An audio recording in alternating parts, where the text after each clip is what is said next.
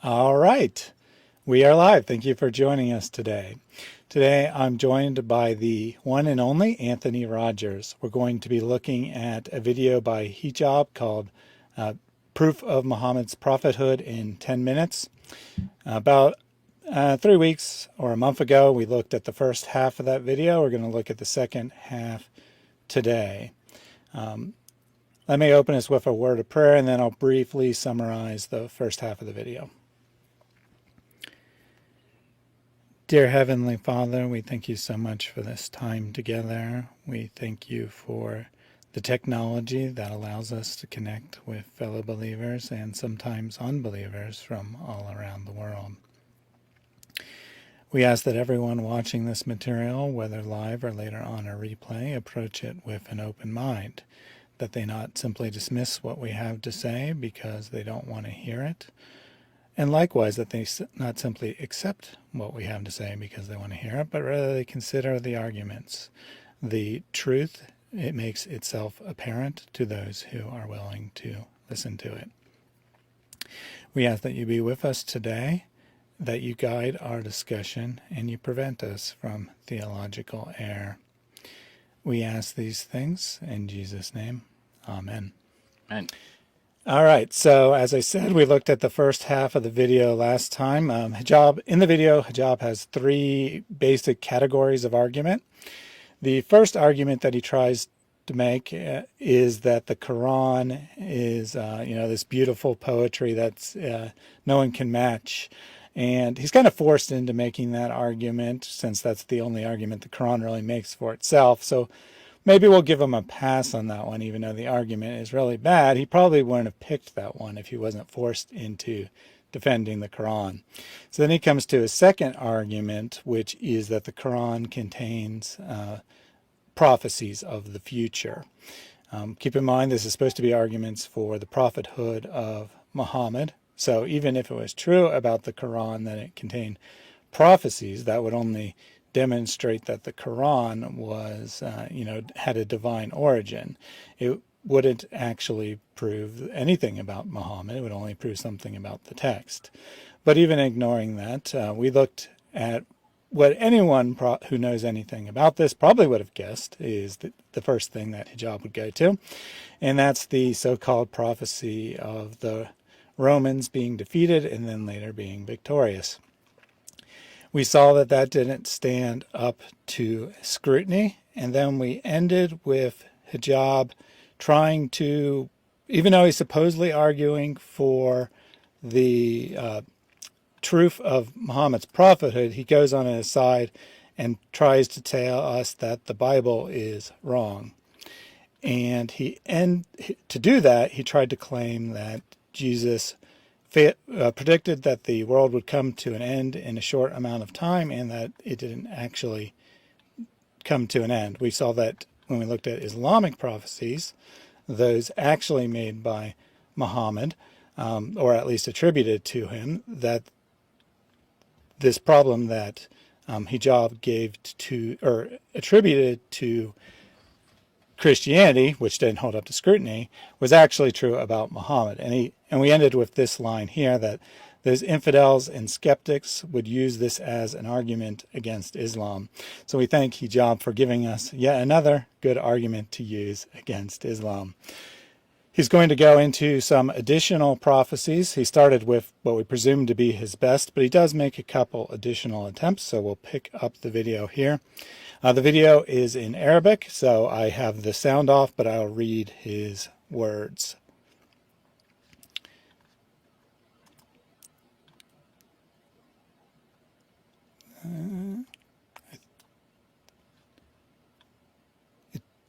Computer decided to freeze up.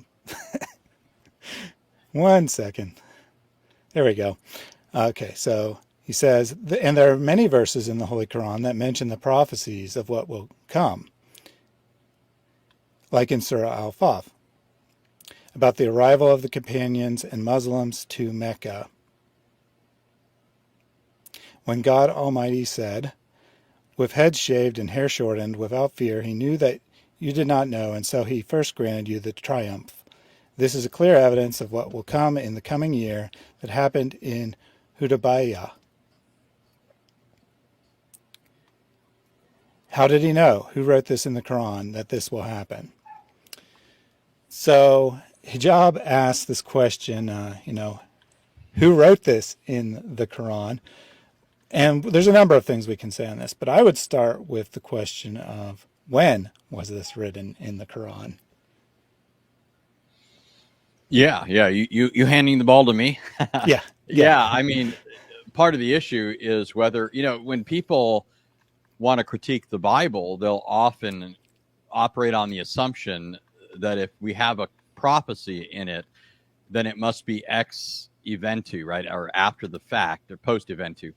And the problem there is, of course, that it's the presupposition that's controlling the dating, right? They're assuming there can't be prophecy, so these events must be written after the fact. But in the case of the Quran, we don't have good evidence that these things were before the events themselves, but we do in the case of the Bible, right? Like if you just take an Old Testament text, let's say Isaiah 53, 7th century prophet, there are people who will argue against the traditional dating. Some will say there are two Isaiahs, some will say three, and then these were eventually put together. The problem is, even on that fault-ridden assumption, which we could easily debunk, you still have this collection of these allegedly, three other authors being put together sometime prior to the coming of Christ. And I think it's an altogether remarkable thing if you're saying that people are just haphazardly throwing these things together and they end up remarkably predicting exactly what happened in the case of Jesus, right? But in the case of the Quran, we have nothing like that. I mean, we don't have these things being predicted centuries in advance, and we don't have good evidence that they were predicted even a day in advance, right? Our best evidence for these things comes from later. And I mean, there's all kinds of good stuff coming out on that now. I mean, it's actually probably well, I know that it's certainly the thing that some people are primarily focusing on, but I think it's probably the bigger issue right now in scholarly circles, in a sense, that are, this question of, whether there was a historical Muhammad and that sort of thing. I mean, there's just so many problems with some of these historical claims. So yeah, that's a huge issue is, what good evidence do we have that these things were even written in advance? Yeah, and even if we grant this, the Muslim tradition says that it was written down, or that it was revealed at the first attempt to enter Mecca, where the Muslims failed to enter, and that it was a promise that when they returned, they would be able to enter. Even if we grant that, which I don't think we should, but even if we grant that, it's still not much of a prediction. I mean, what else is the leader of the army going to say? Oh, next time we'll fail, people. So keep following me. We're going to fail in the future. I mean, of course he's going to predict his own victory. What else is he going to say? Yeah. It doesn't boost the morale of the troops to tell them they're about to get slaughtered, right? Everybody join me, and here's your incentive. You're all going to get wiped out. Yeah, Muhammad was like any, good warlord in his time, telling people that they're going to be victorious. Even when they went into battle and he got his tooth knocked out, he was telling them how much they were going to kick the hide of the enemies of Allah. He didn't tell them that his tooth was going to stay on the battlefield, and I'm sure he wasn't telling himself that prior to the battle. So yeah, that's just par for the course. Yeah, exactly. Super chat from M here. God bless you both. And then he asked me to check my Patreon afterwards, which I will do. And I'm sure Thaddeus is much better checking his messages than I am. Well, that's a pretty low bar, in fairness. Yeah, that's true. I do have the passage of the Quran that he's referring to, and I wanted to bring that up as well because it's actually pretty interesting. He's referring specifically to 48:27, I believe, but starting here at 48:24, he is the one who held back the hands from you and your hands from them in the valley of Hudaybiya near Mecca. Well, there's these little brackets here, which are kind of, you can't really see, but the translator has added this. It actually says Mecca. So the Quran actually has an error. It says that they entered Mecca when they actually didn't. The translator had to add that in to correct the apparent error. So if we're taking this as supposedly a prophecy, then the prophecy actually seems to be that they'll enter Mecca the first time. And only later on did Muslims go back and like, oh, okay, so 24 was about the first time they went to Mecca, and then 27 was about the second time. It doesn't say that. So they've added this, these additional words to say they only got near Mecca the first time. They didn't go into it. So, funny story related to that. I mean, you can find this sort of thing all throughout the Quran, right? Now, ordinarily, they'll have parentheses. Here they have these little, I don't know what you call those little brackets. I guess brackets is sufficient. But there was a Muslim in the past, used to be a Muslim apologist named Sami Zaatari. He no longer engages in apologetics for Islam. But he at one point was arguing against something stated in the Bible, and he said, for example, that John's gospel, that there was this line in there that was actually added, right? So if you look for in some translations of John 1, it'll say in verse 14, the word became flesh and dwelt among us, and we beheld his glory. And then parenthetically, it has the glory is of the only begotten of the Father, full of grace and truth. So because it has these parentheses, this parenthetical comment, he assumed that was added by the translators, right? But that's not what's going on when you see this sort of thing in the Bible. An author can make a parenthetical comment, and we have a convention in English for how to indicate that. We use parentheses. But when you see that sort of thing in the Quran, it means that the translators have added these things. Why does the Quran, which is supposedly a perfect book, need all of these additions? And these are additions that are not inspired, right? It's not like Allah gave them these additions. They're adding them. Why do they need to add to Allah's book to make it more intelligible? Or, as in this case, to clear up a problem, right? Right, and then he does that, the translator does that a second time. He adds a group of here, because it says giving you the upper hand over them, really. But he knows that they didn't really have the upper hand over them, so he adds a group of. So you got the upper hand over someone, but not everyone, like the Quran implies. No, in fairness, most translations aren't this blatant. They'll just say like near Mecca. They won't add another place name, but still they add that something there, or not all of them add it. Some of them just leave it as Mecca, and because people won't realize that that's an error unless they really know Islamic history or purported history. We can go ahead and continue with the video here. Sorry, it takes 1 second to switch between the two windows.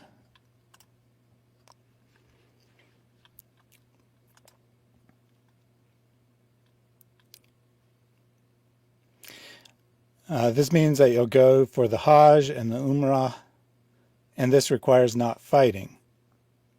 All of these things are found in the verse. And in the other verse, what is found in Surah An-Nur, Allah has promised those of you who believe to do good, that he will certainly make them successors in the land.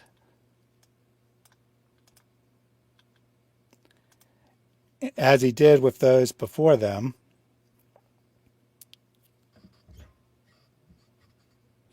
And he will surely establish for them their faith, which he has chosen for them, and will indeed change their fear into security. They worship me, associating nothing with me. And of course this happened when the companions, God enabled them on earth, and that is well known.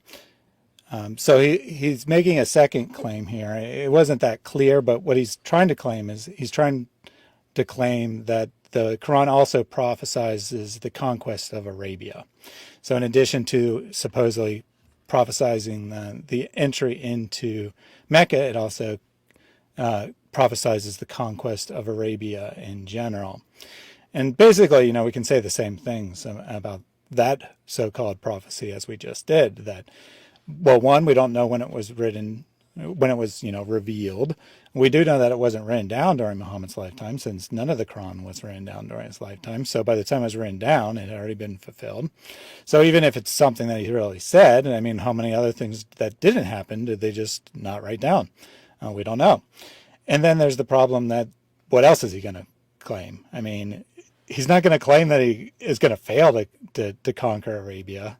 So it doesn't seem to be much of a prophecy to me. Yeah, I mean, and again, if you look at other conquerors in history, that's just the sort of thing that they were saying. This is what they're going to do.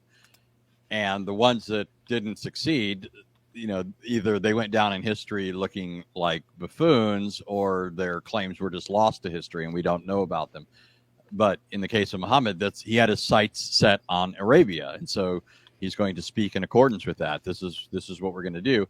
And I mean, if we push this into the area of, just spiritual forces, right? I mean, we sometimes talk about the curious fact that throughout the Islamic sources, Muhammad seems to have this too close intimacy with demons and the devil, in the sense that Allah seems to be overly vexed at this idea that Muhammad is demon possessed and has to constantly reassure him in the Quran, no, you're not demon possessed, right?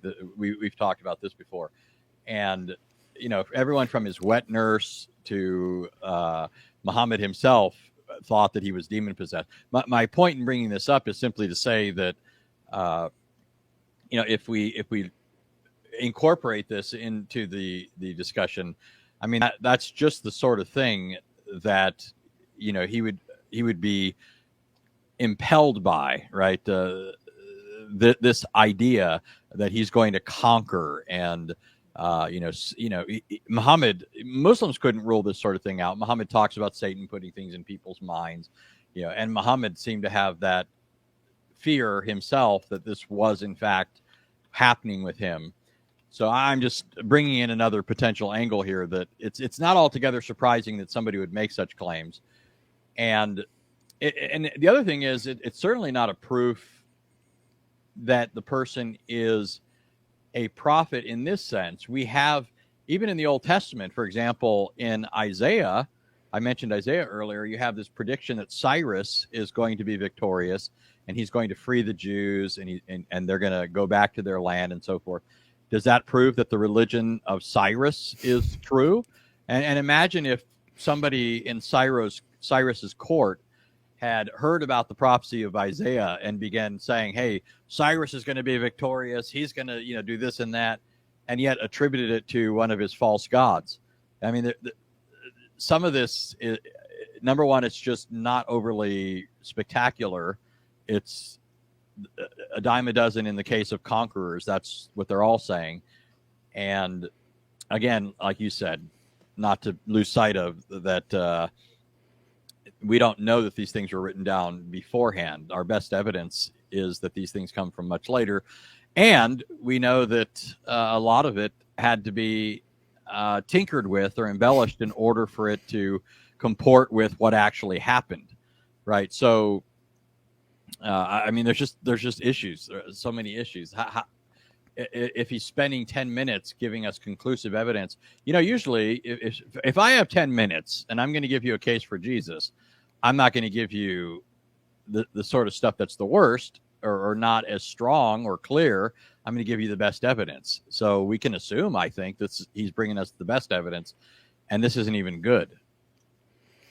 Yeah, I mean, if you're talking about prophecies of Jesus as evidence, you probably wouldn't go to Genesis and say, see, Jesus is an offspring or a descendant of Adam and Eve, therefore the prophecy of Eve's seed has been fulfilled, because, I mean, that's something you could say about anyone. Yeah, I mean, there are things there in the prophecy that are certainly significant, but apart from their full flowering as we move along through the biblical record, I mean, if we're just talking about that aspect of the prophecy that indicates his lineal descent from Adam and Eve, that leaves it sufficiently broad. It could, on those terms, be any member of the human race, right, that's in view. I think there's other things in the passage that are interesting, but at that point, just in terms of specifying the family that he would come from and so forth. You don't get that, right? Um, yeah, well, I don't want to say that, but I was going to throw another point in, but Yeah, I mean, my point was not that it was, not valid or that there was nothing of value there. It's just that yeah, yeah, it's not the first thing you'd go to if you're talking about a prophecy. You'd go to something like Psalm 22, probably. If yeah. you're Or if looking, you mention or it, you'd mention it quickly to say, hey, there's this expectation that a descendant's coming, but then move to those passages that help us narrow it down in some more specific way. In fact, if you want to go to Genesis 49, which at least gets us down to the tribe of Judah, right? At least there, we're not talking about any nation, but a particular nation, and not just any tribe of that nation, but the tribe of Judah. And in particular, it's going to be a king from the tribe of Judah. So, there at least you got something more specific to put your teeth into. yeah, and I kind of feel that these so-called prophecies that Hijab's going to as his best examples are, kind of along that line, that they're the kind of thing that anyone could have said. We do have a question for you from 21 Olympus. He asks if you have a Bible study course.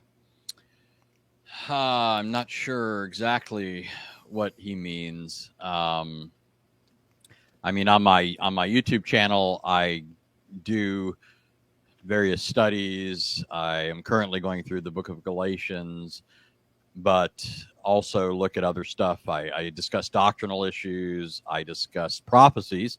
In fact, a favorite area, not necessarily for apologetic reasons, although obviously I think prophecy has great apologetic value, but just because I think prophecy does help us get into the actual thing that God was doing in bringing about redemption. So I think it discloses to us great insights about the person and work of Christ and that sort of thing. But I don't know if that addresses exactly what you're asking, but I do that. Yeah, sort of thing. if you have a 21 Olympus, if you have a further clarification, go ahead and put that in chat. For now, we'll continue with Hijab's arguments here. So he's now going to switch from arguments that the Quran contains prophecies to arguments that the Hadith contain prophecies.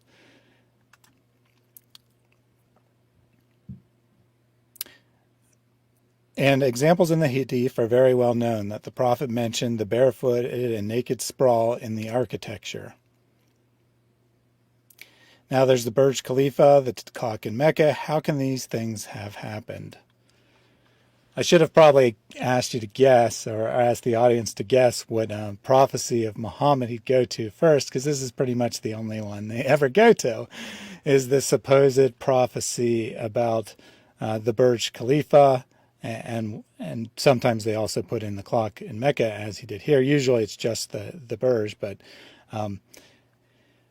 I think it would be profitable to bring up the actual words of the prophecy, so you can give your opening thoughts why I bring that up. Yeah, so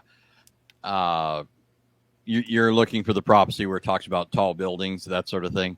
Well, I mean, if you look in the Hadith, it refers to certain things as tall buildings that aren't even in the ballpark of skyscrapers, right? When Muhammad's talking about tall buildings, you need no other, referent for that in his mind or in the minds of his contemporaries than the sorts of things that you would see in other cities outside of Arabia, right? If you go to Rome or other places where you actually had thriving civilizations and things being built up and so forth, that's the sort of thing that Muhammad thought of as tall buildings. He's certainly not thinking of something like the Burj Khalifa. Again, according to the usage of that terminology in the Hadith, that's how the language is used elsewhere, right? So pretending that it's about skyscrapers, no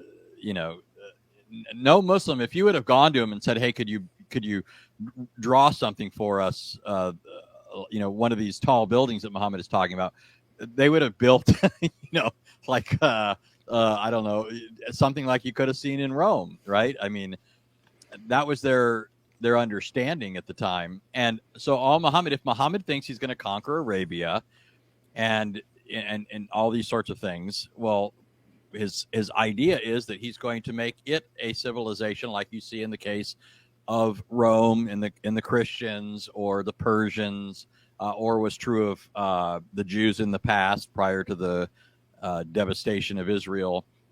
Right? He just thinks that it's just part of the same package, right? When we're talking about this guy who's got his sights set on conquering Arabia, of course he's talking to his troops like he's going to be victorious, and being victorious means we're going to look like Rome and Persia and all the rest, right? It's not, oh, Muhammad's predicting the Burj Khalifa.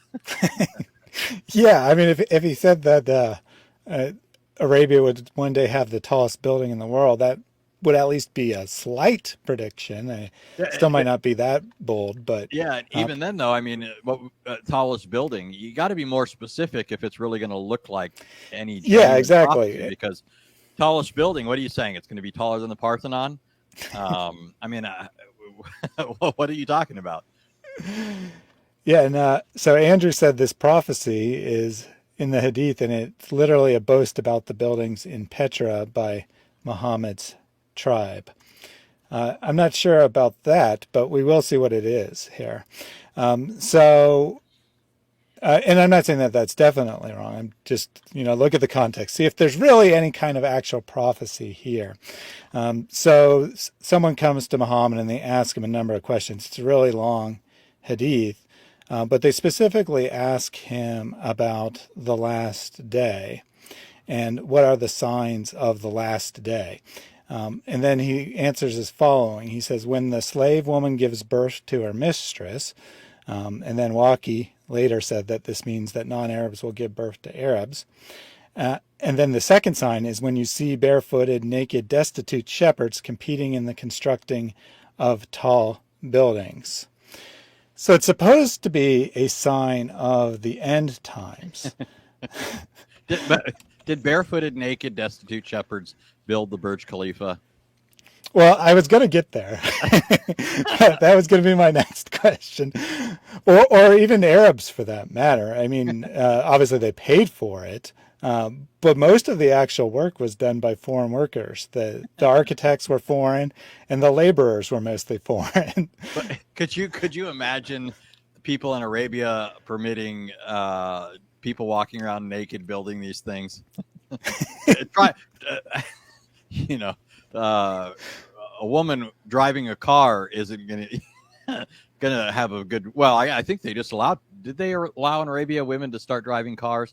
I think I might have heard something about that, but maybe not. But a country that only recently possibly started allowing women to drive cars, they're seriously allowing construction workers to walk around in the buff. Yeah, they're barefooted and naked, and they're shepherds too. Yeah. Hey, watch my animals while I go over here and build the tallest building in the world. So Andrew said that Mo's tribe looked down on shepherds, and I think that's the real point. I mean, it's not really that he's saying that he's predicting shepherds. He's saying like the lowliest people will be building great things because it's the end times, everything's upside down kind of idea. It's not really about building a tall building at all. It's about the lowest of society rising to the top. And then Too Many Mary said, I think it is about Yemen. Yemen had 5-story buildings already, so Muhammad was predicting his tribe would build taller buildings than that. So a couple theories there. But nothing saying that they'll build Muhammad's tribe will build the tallest building or that the tallest building would be located there. It literally just says that they compete in a tall building, and it says it's barefooted, naked, destitute shepherds. So if we're saying this is a prophecy, it apparently has not been fulfilled yet. Yeah. And just imagine, I mean, this is classic anachronism where you're taking what is in our minds one sort of thing and reading that back into an ancient text that's using certain language. Imagine if, some people 2,000 years ago that weren't advanced like other civilizations and saw them having a fleet of ships and going around, and the leader of their country says someday we're going to have great ships. All he's saying is we're going to be like them, equal to them, or greater. We're going to have ships comparable to theirs. But imagine somebody like 2,000 years later showing that, hey, they produced this great big tanker or cruise ship. They made the Love Boat. I mean, I don't know. Maybe that's too dated for some people, but the idea that that's what he meant, just you have to, if it's going to count as a prophecy and be impressive, it's going to have to be more descriptive than that, right? You're going to have to do better. And it's anachronistic to read back what we look at today in the 21st century as a great ship and say, oh, that's what he meant by a great ship, right? When all he's doing is looking across the way, seeing somebody with ships, then they don't have any, right? And saying, we're going to have great ships one day too. Ours are going to have 10 more planks in them, right? Or our mast is going to be higher than theirs. Yeah, absolutely. There's no indication of, a skyscraper by any means. And I think, actually, I'll go ahead and play a little more. I think that he tries to argue why Muhammad couldn't have known this. So he says they got oil money. That would not have happened if they didn't get money from oil.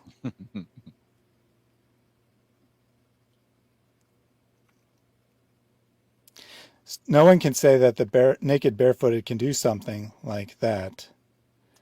Well, first of all, I would say, well, thanks for admitting that it had to do with finding oil and had nothing to do with, Allah bringing this about. But he says, could someone have predicted that the barefooted would do this? Well, no one did predict the barefooted would do this. Like you said, that's just reading what happened, or, knowing what had happened and then reading it back into the text when the text says nothing like that whatsoever. Yeah. It must not be in the video, but he does. He also has a version of this in text, and I think that he argued, or maybe it was someone else that argued, I forget which, but when I was researching it, someone argued that Muhammad couldn't have known about this because there were no tall buildings back then. So how could he have known about skyscrapers? Well, first of all, it doesn't say skyscrapers, and second of all, the pyramids of Egypt weren't that far away. I'm sure that people in Arabia knew they existed, and they're quite tall by any standards. Yeah, and the person is equivocating because it says tall buildings. They're assuming from a 21st century perspective that a tall building means something like the Empire States Building or the Sears Tower or the Burj Khalifa. But is that what it would have meant to Muhammad and his contemporaries? If it was actually a prediction about skyscrapers, he would have had to have gone beyond that language, which would have communicated nothing more to his contemporaries than buildings that they had seen elsewhere that were tall. I mean, if I say, even in our context, using a phrase like tall building, I mean, that's relative in some sense, right? Like if I, if I say that's a really tall, we're in some neighborhood or there's a tall house. Well, I mean, maybe I live in a trailer park and, anything that's not a trailer looks tall to me. I mean, if I say somebody's tall, all that could require is they be 6 feet because I'm only like 5'9", right? Now, what if Mohammad Hijab says that somebody, he's like, oh, this guy's really tall? You get the impression that he's probably taller than Hijab. Why is he speaking in ways like that? Just suggests possibly that he means somebody taller than himself. But again, I mean, there's always some point of reference.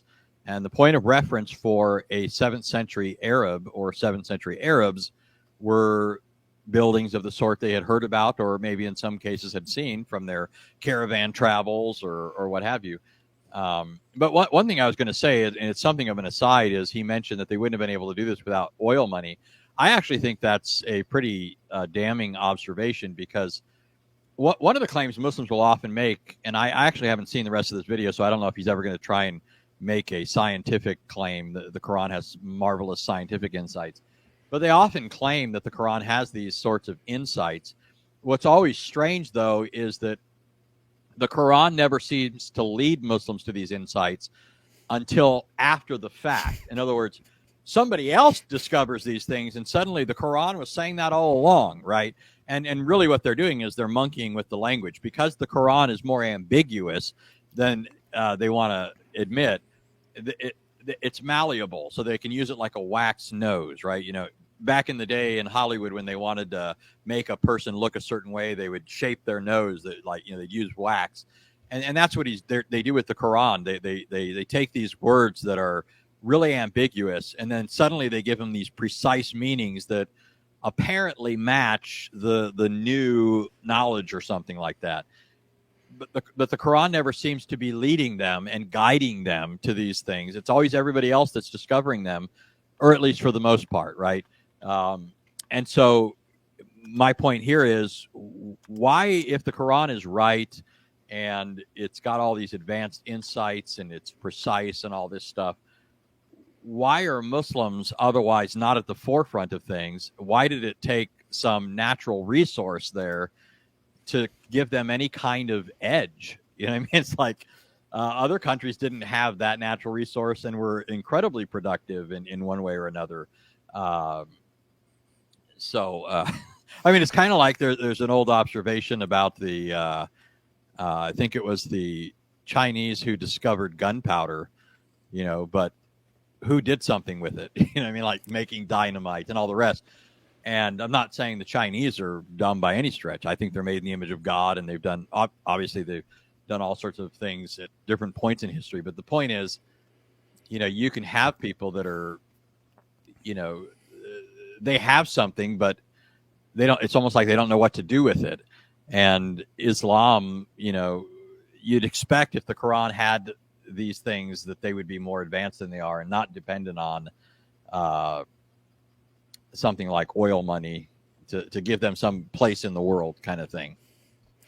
Yeah, actually, there's a prophecy that the Quran could have put in that would be pretty amazing, that one day people will discover a black liquid under the ground of Mecca, and it will bring great wealth on the nation. I mean, there's something it could have predicted.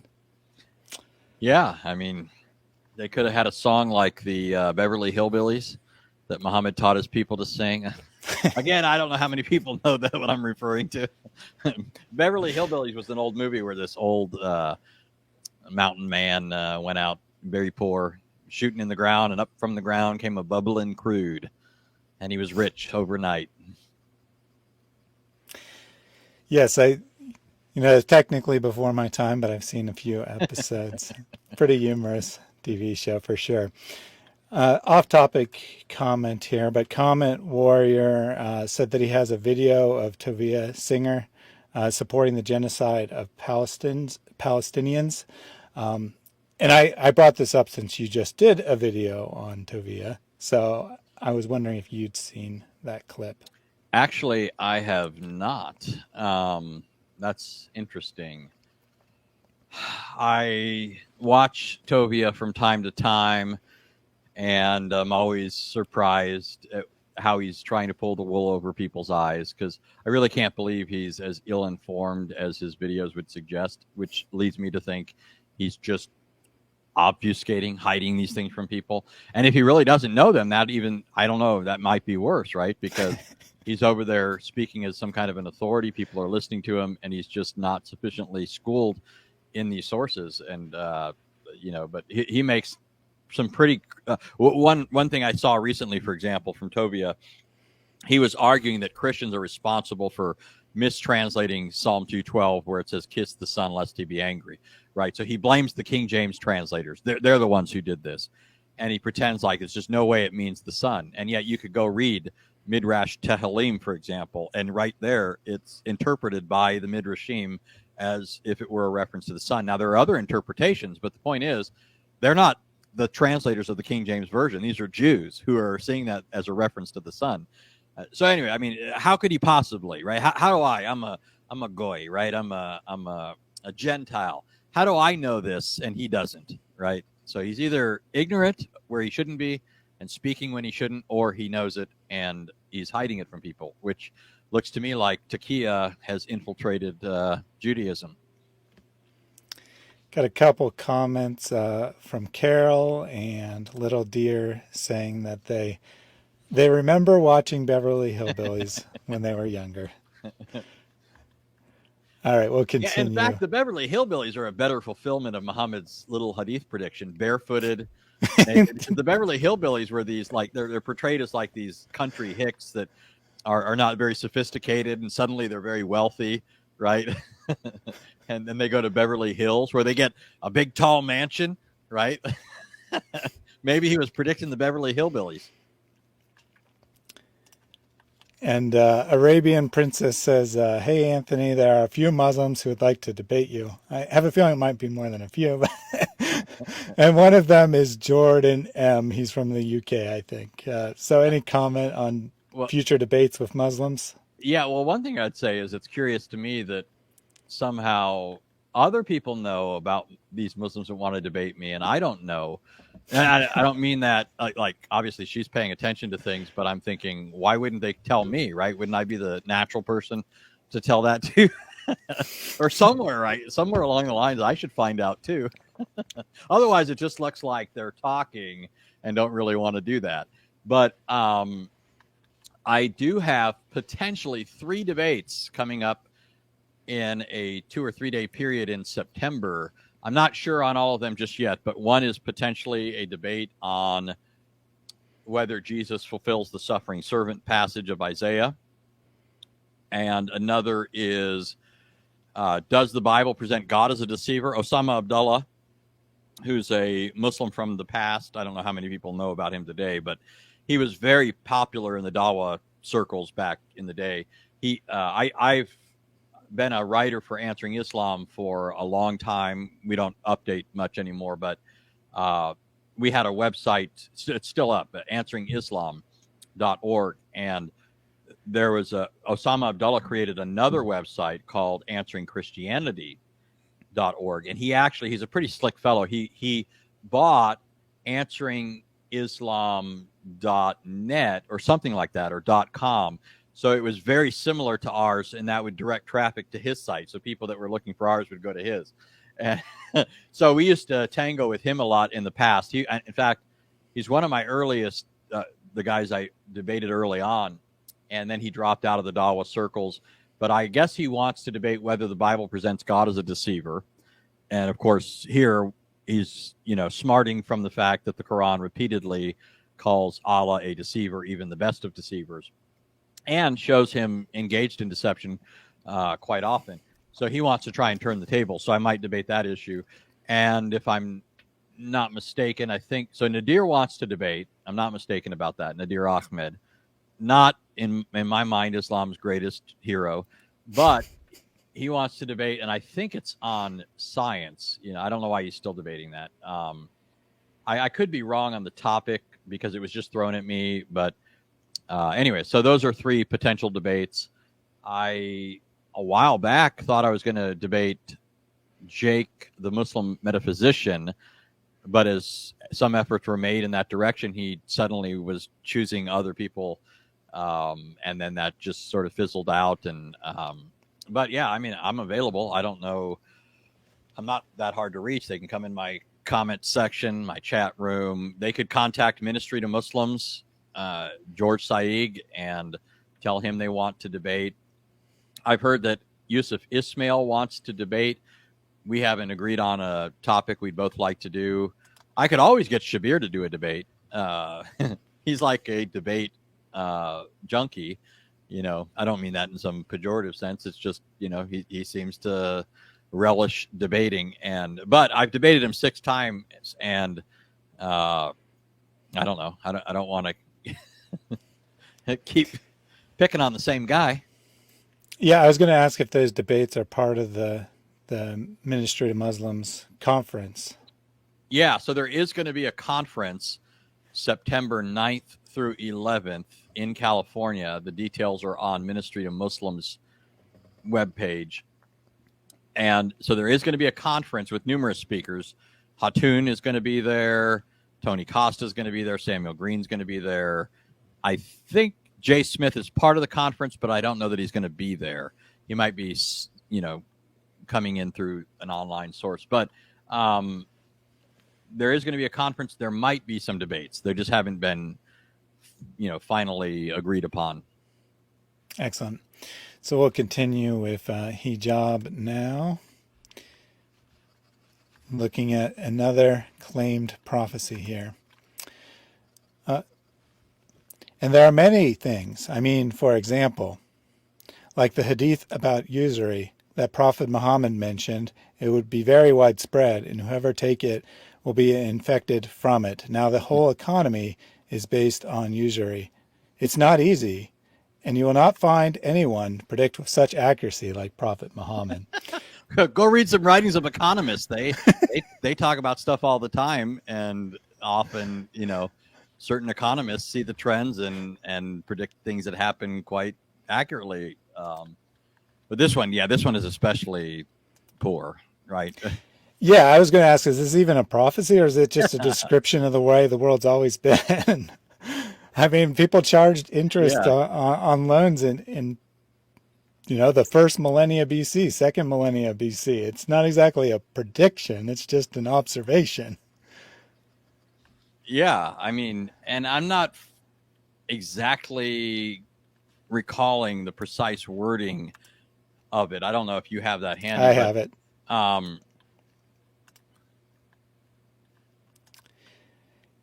Yeah. It's well, first of all, they have to go to a relatively obscure source. This is Musnad Ahmed, 10:191. The messenger of Allah said, "A time will come when people in which they will consume usury." It was said, "All of the people?" The Prophet said, "Whoever does not consume it will be affected by its dust." So this is the prediction. I mean, it's technically set in the future. He says there will become a time when this is true, but I'm pretty sure that was already true in his own time. Yeah, it's uninteresting. I mean, it would be like that's when I said I don't know the precise wording. To me, what I was thinking is the only thing that would make this somewhat interesting is if he specified, say, the Muslims. I'm not saying that this would suddenly be impressive. I'm just saying it would be a bit better than just this broad statement. Like, if, in other words, if he banishes usury from Muslims in his circle, right, and then he's saying at some point in the future, all of you are going to be engaging in usury, that'd be a little more impressive. But I mean, again, it's still not all that surprising. It's like Muhammad outlaws drinking, and if he said, all you guys are going to be a bunch of drunkards eventually, or something like that. I mean, just how's that impressive? Like, I mean, honestly, people that if you pay attention to human nature, you know that things tend in these directions, right? In fact, the rise and fall of nations, it's pretty consistent the way these things happen, right? There are certain things that cause a nation to thrive, and then after a while, people begin to lose sight of those things, and they continue to live on the capital built up from that stuff. But once the capital dwindles, the stuff that made the nation great is no longer there, so they eventually collapse, right? It's just pretty standard stuff. And it's similar in families. You get a staunch individual at the head of a family at some point, and then he passes things on to his offspring, and second, third generation, things begin to cool. And I mean, it's just, but this, people are gonna be engaging in usury. Okay. Yeah, Hijab tried to say that it would be a disease or a plague upon the world, which, to Muhammad's credit, he doesn't say that. But if we're going with what Hijab claims, then that doesn't seem to be true anyway, because whatever you feel about the charging of interest, it helps the economy run. Now, you say maybe the economy shouldn't be based that way. Well, I mean, it is, and banks, they use the charging of interest to allow them to give loans that allow businesses to progress and whatnot. And as Control Yourself pointed out, even though it's forbidden in Islam, they have legal contracts that are equivalent to charging interest. They just don't call it interest.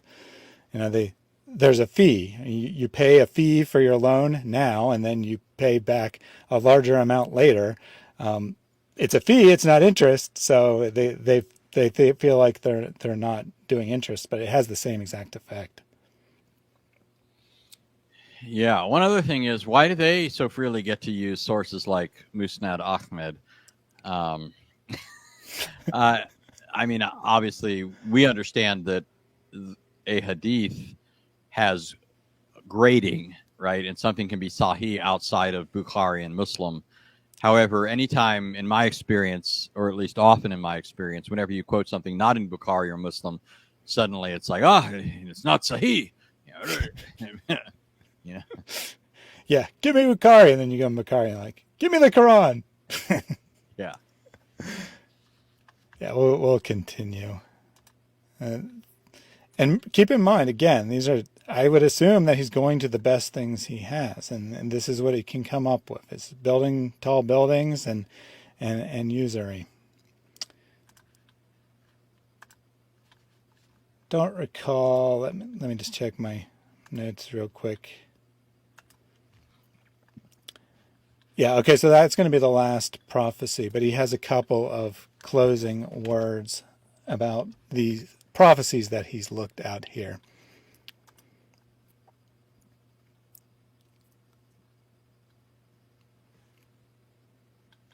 It's not by himself, but by given prophecies from God Almighty. And this is the second section. We said language and the prophecies, and then also the history. So his third argument is going to be history. But before we go into that third argument, he said that the only way that anyone could have predicted these things is if they were given to him by God Almighty. So I'll just throw it to you for your closing thoughts on the prophecies, or so-called prophecies, that we looked at. Yeah, so the statement just prior to that was on the screen is that these were precise, right? Such, how did he put it? Right before that. Yeah. He said, it's not easy and you'll not find anyone predict with such accuracy like Prophet Muhammad. Well, we've already seen there isn't anything spectacularly accurate about these things. The very accuracy we need in order to validate these as actual predictions isn't there, right? Tall buildings, right? Which could, I don't know, refer to the Leaning Tower of Pisa or something. I mean, but we're supposed to believe he was predicting the Burj Khalifa. That's precisely the kind of precision that isn't in the sources that allows us to say this is amazing stuff. It's not. And then he's talking about the sort of thing that anybody who could read trends could say, or anybody that's just engaging in guesswork could say, talking about people being given to usury. That's human nature, right? And that's the way, things work in terms of an economy in most cases. I mean, all these sorts of things aren't remarkably accurate. And no, it doesn't take divine inspiration for somebody to say those sorts of things. Other people have said those sorts of things. In fact, I could go to sources where the person's not claiming to be a prophet who's saying these sorts of things, right? Or even better, right? Even more accurately, with more precision, telling us, so this is going to be the outcome of this, right? This is going to be the end run of that. There's far more impressive anticipations of future things than you find in Muhammad from people that aren't claiming prophetic insight. They're just saying, hey, look, I see the trajectory, and that sort of thing. So this is just, he's overreaching here, right? In the extreme, he's overreaching. And we could, again, go back and use as a comparison here something like what we find in Scripture. I mean, in the case of Isaiah, I mentioned, again, I just keep going back to it because it's the one I used to begin with, but Isaiah doesn't just predict that Israel's going to be delivered at some point in the future from her Babylonian captivity. He names the coming king that's going to do this, right? Cyrus, right? So I mean, that's precision. You want to talk about precision? Now we can talk about the dating of Isaiah and that sort of thing. Sure. I mean, but I'm just saying that's precision, right? That's not what we get in these Islamic sources. Definitely. And just a closing comment here from a joke comment from Harsh Reality. Allah predicted that Muhammad was going to take the wife of his own adopted son, and therefore Islam is true. Because, of course, you know, the Quran was written before the foundation of the earth. So since he knew that Muhammad was going to take his adopted son and his wife, therefore it's a very good prediction. Yeah, and of course, what you have in the Quran is more Muhammad or Allah or Muhammad, however you want. Either way works, pushing Muhammad in that direction, right? Isn't it convenient?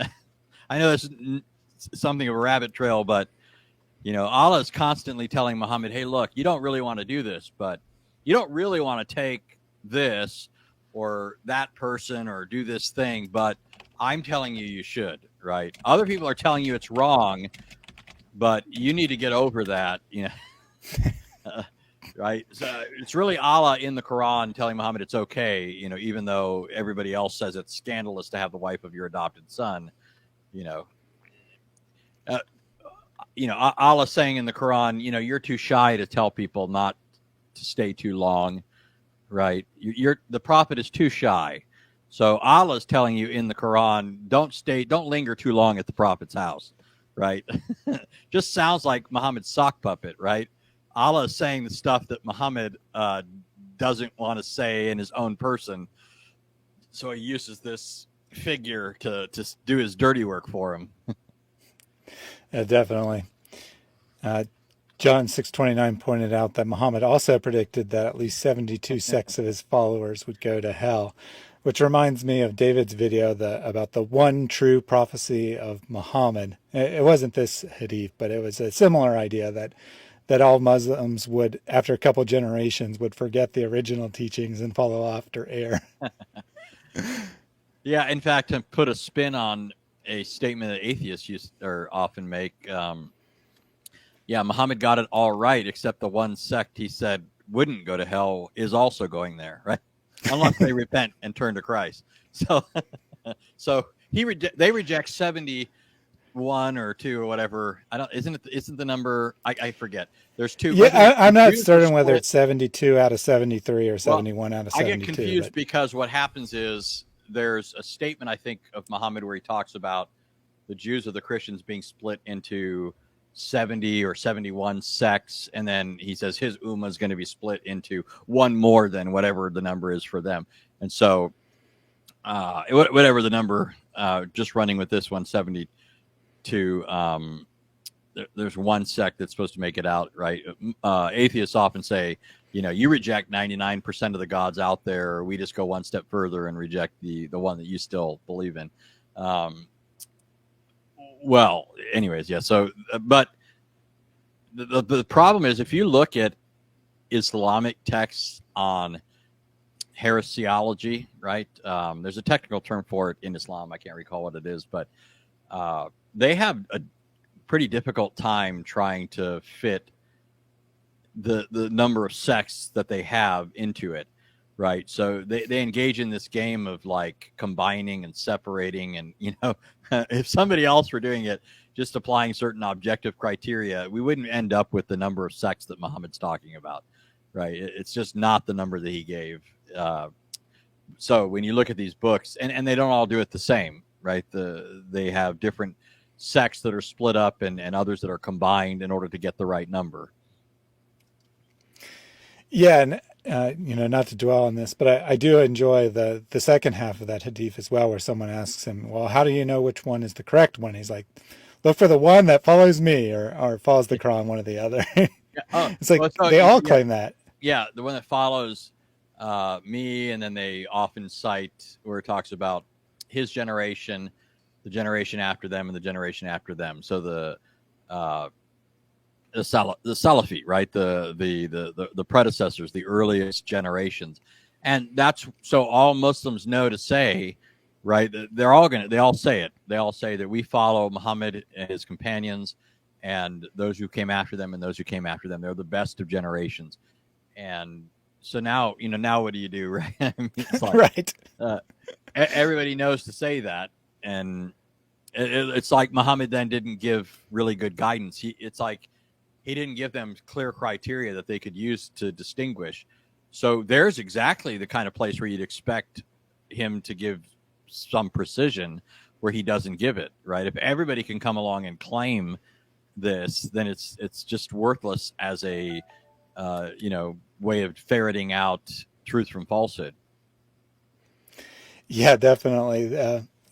Maybe these other things we could just say they weren't really intended to be predictions, and that's why they're vague. But here, absolutely, if he's telling people to make sure they don't fall into, one of the 71 out of 72 sects that are false, you should probably give them some pretty precise reasons to know they're following the correct one.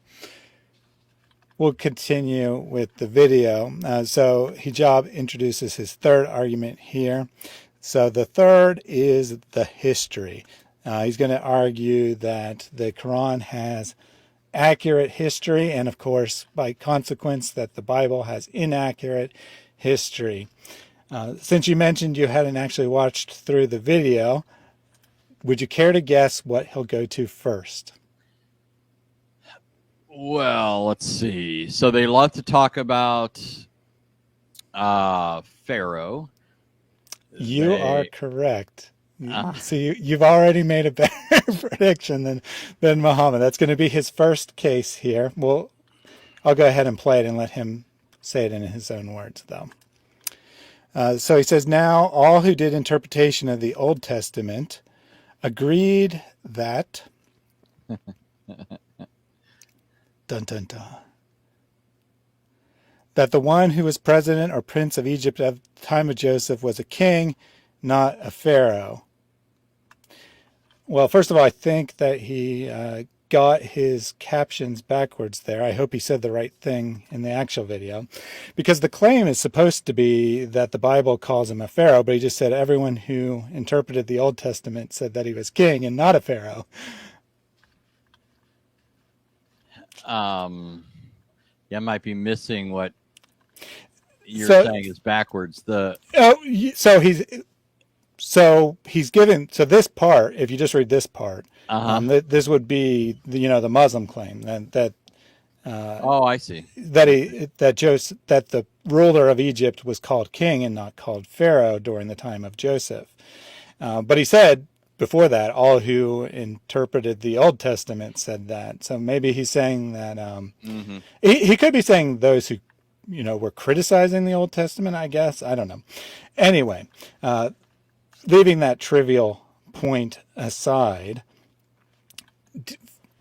he makes his argument a little bit more. So we'll look at what else he said about it. But just on the face value here, what are some problems with this just out the top of your head? Yeah, so I mean, there's several things here. I mean, we don't have exhaustive knowledge of ancient Egypt. We have all sorts of stuff, and our knowledge continues to grow. But it's very much just like science. Our knowledge is provisional. I mean, we have certain beliefs based on how much evidence we have now, but it's something that can be overturned, right? We unearth things, and suddenly it's like, oh, that used to be in vogue, this idea, but now that's just not plausible in light of this new evidence, right? Same thing. Science is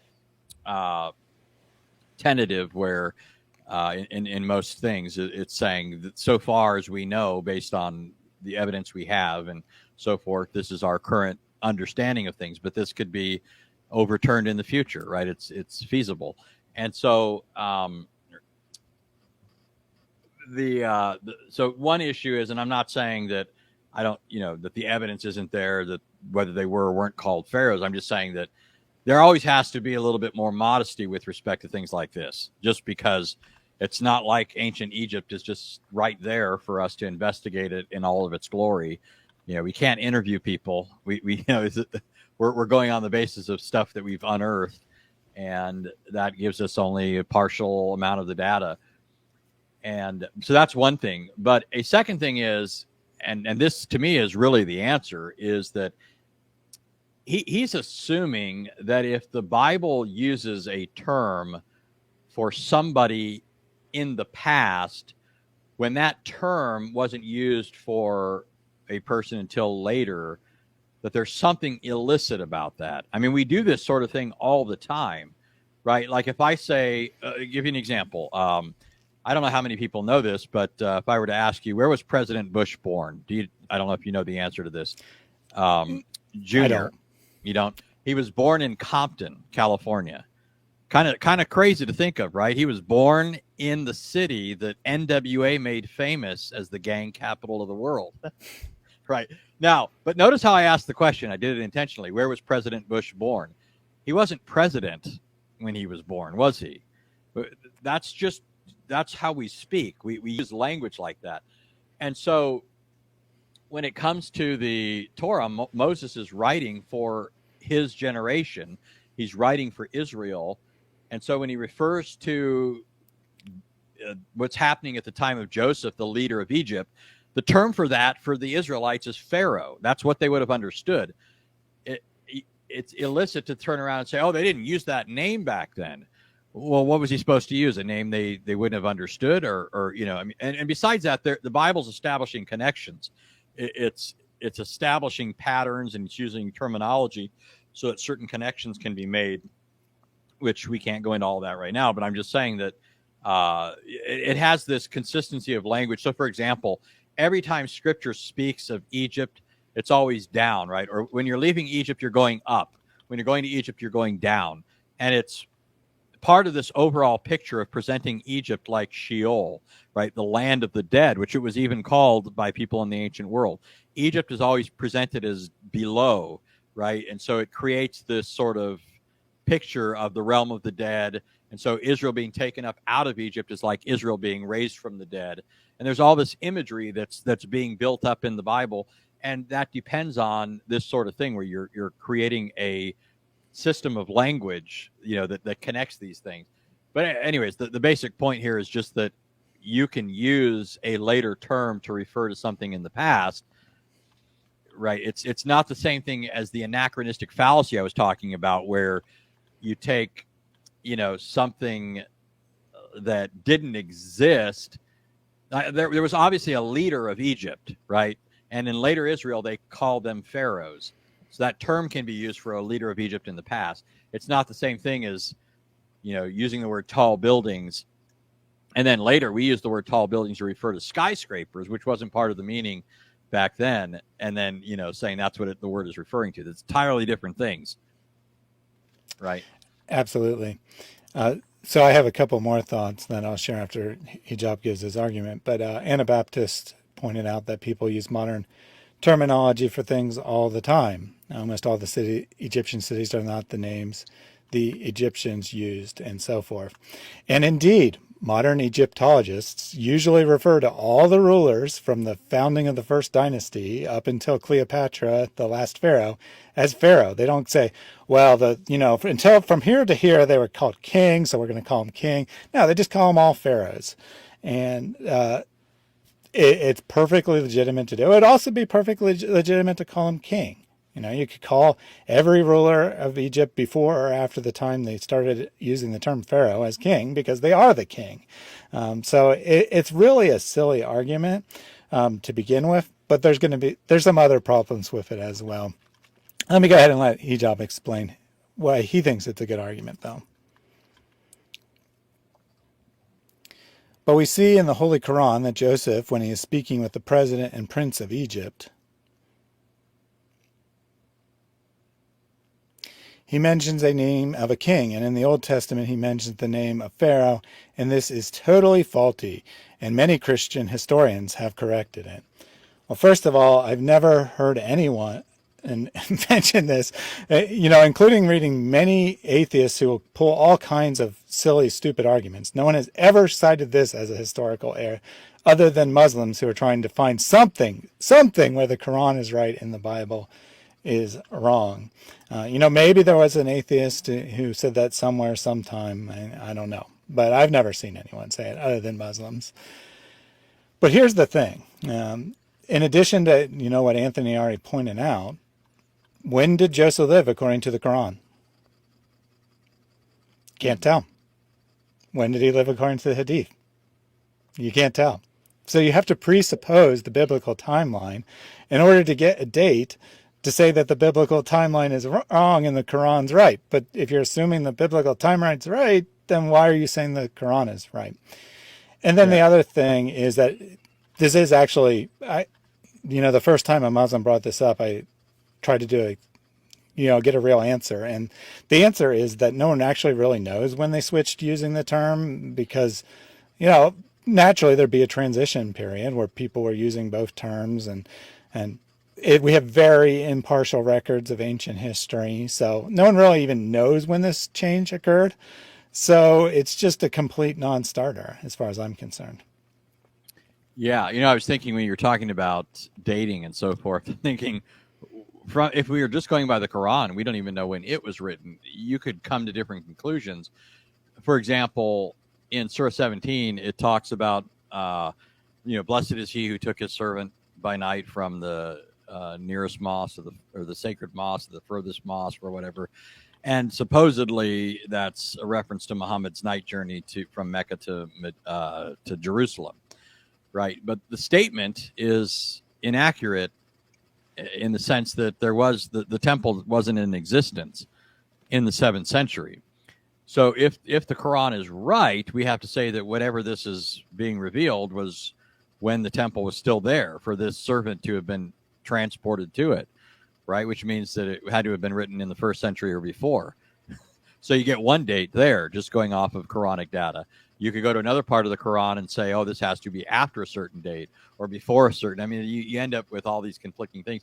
So not only do you have the problem of when is Joseph around according to the Quran, you have the problem of when is the author of this book even around, or when is this book coming into being? And then of course, you've got all these other.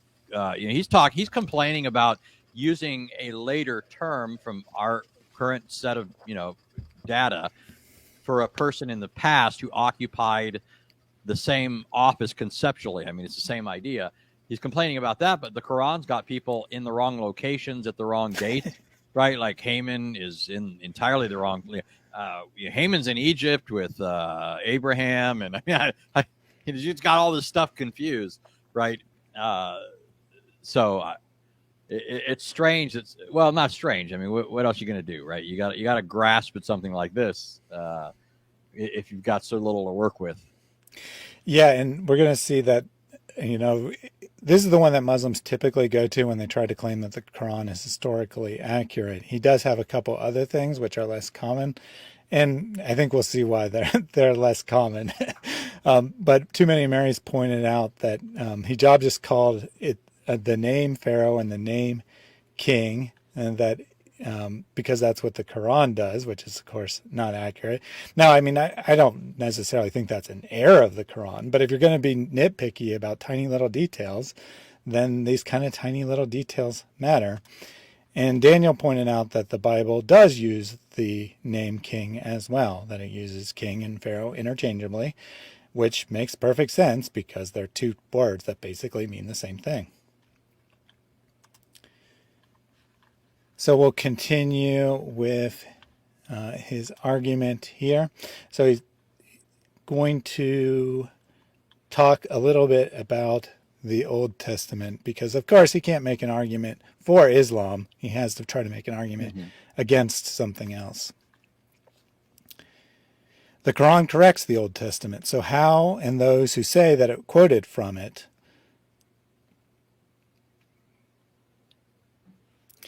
the Quran corrects it. The Quran corrects the Old Testament in a historical way, and it mentions things that did not exist in the Old Testament and were not found in the Talmud or other writings. So it's very interesting that he voluntarily brings that up, that he brings up the Talmud and other writings. Of course, we know why he does that, but his audience probably doesn't know why he brought that up. And we know it's because the Quran copies from the Talmud and other Jewish writings and from the Old Testament. But he's saying because it theoretically corrected a tiny, insignificant detail that it couldn't possibly have copied from the Bible in any way. Yeah. So, the other day I was listening to Oh, what's his name? It's a Muslim guy. He's kind of the one of these more popular Muslim talkers.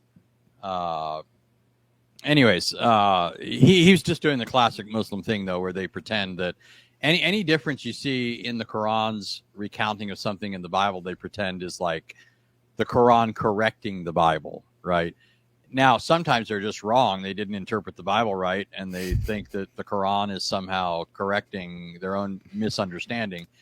In other cases, the Quran is just plain wrong. It's not a correction. It's creating an error that didn't exist.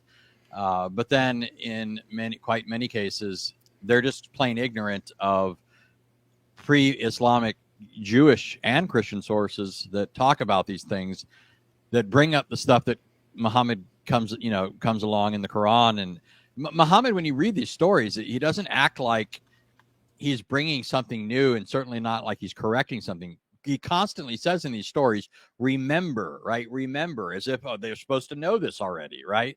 And he's going to make some application of it to their situation, but the things that themselves are supposedly stuff that everybody already knew.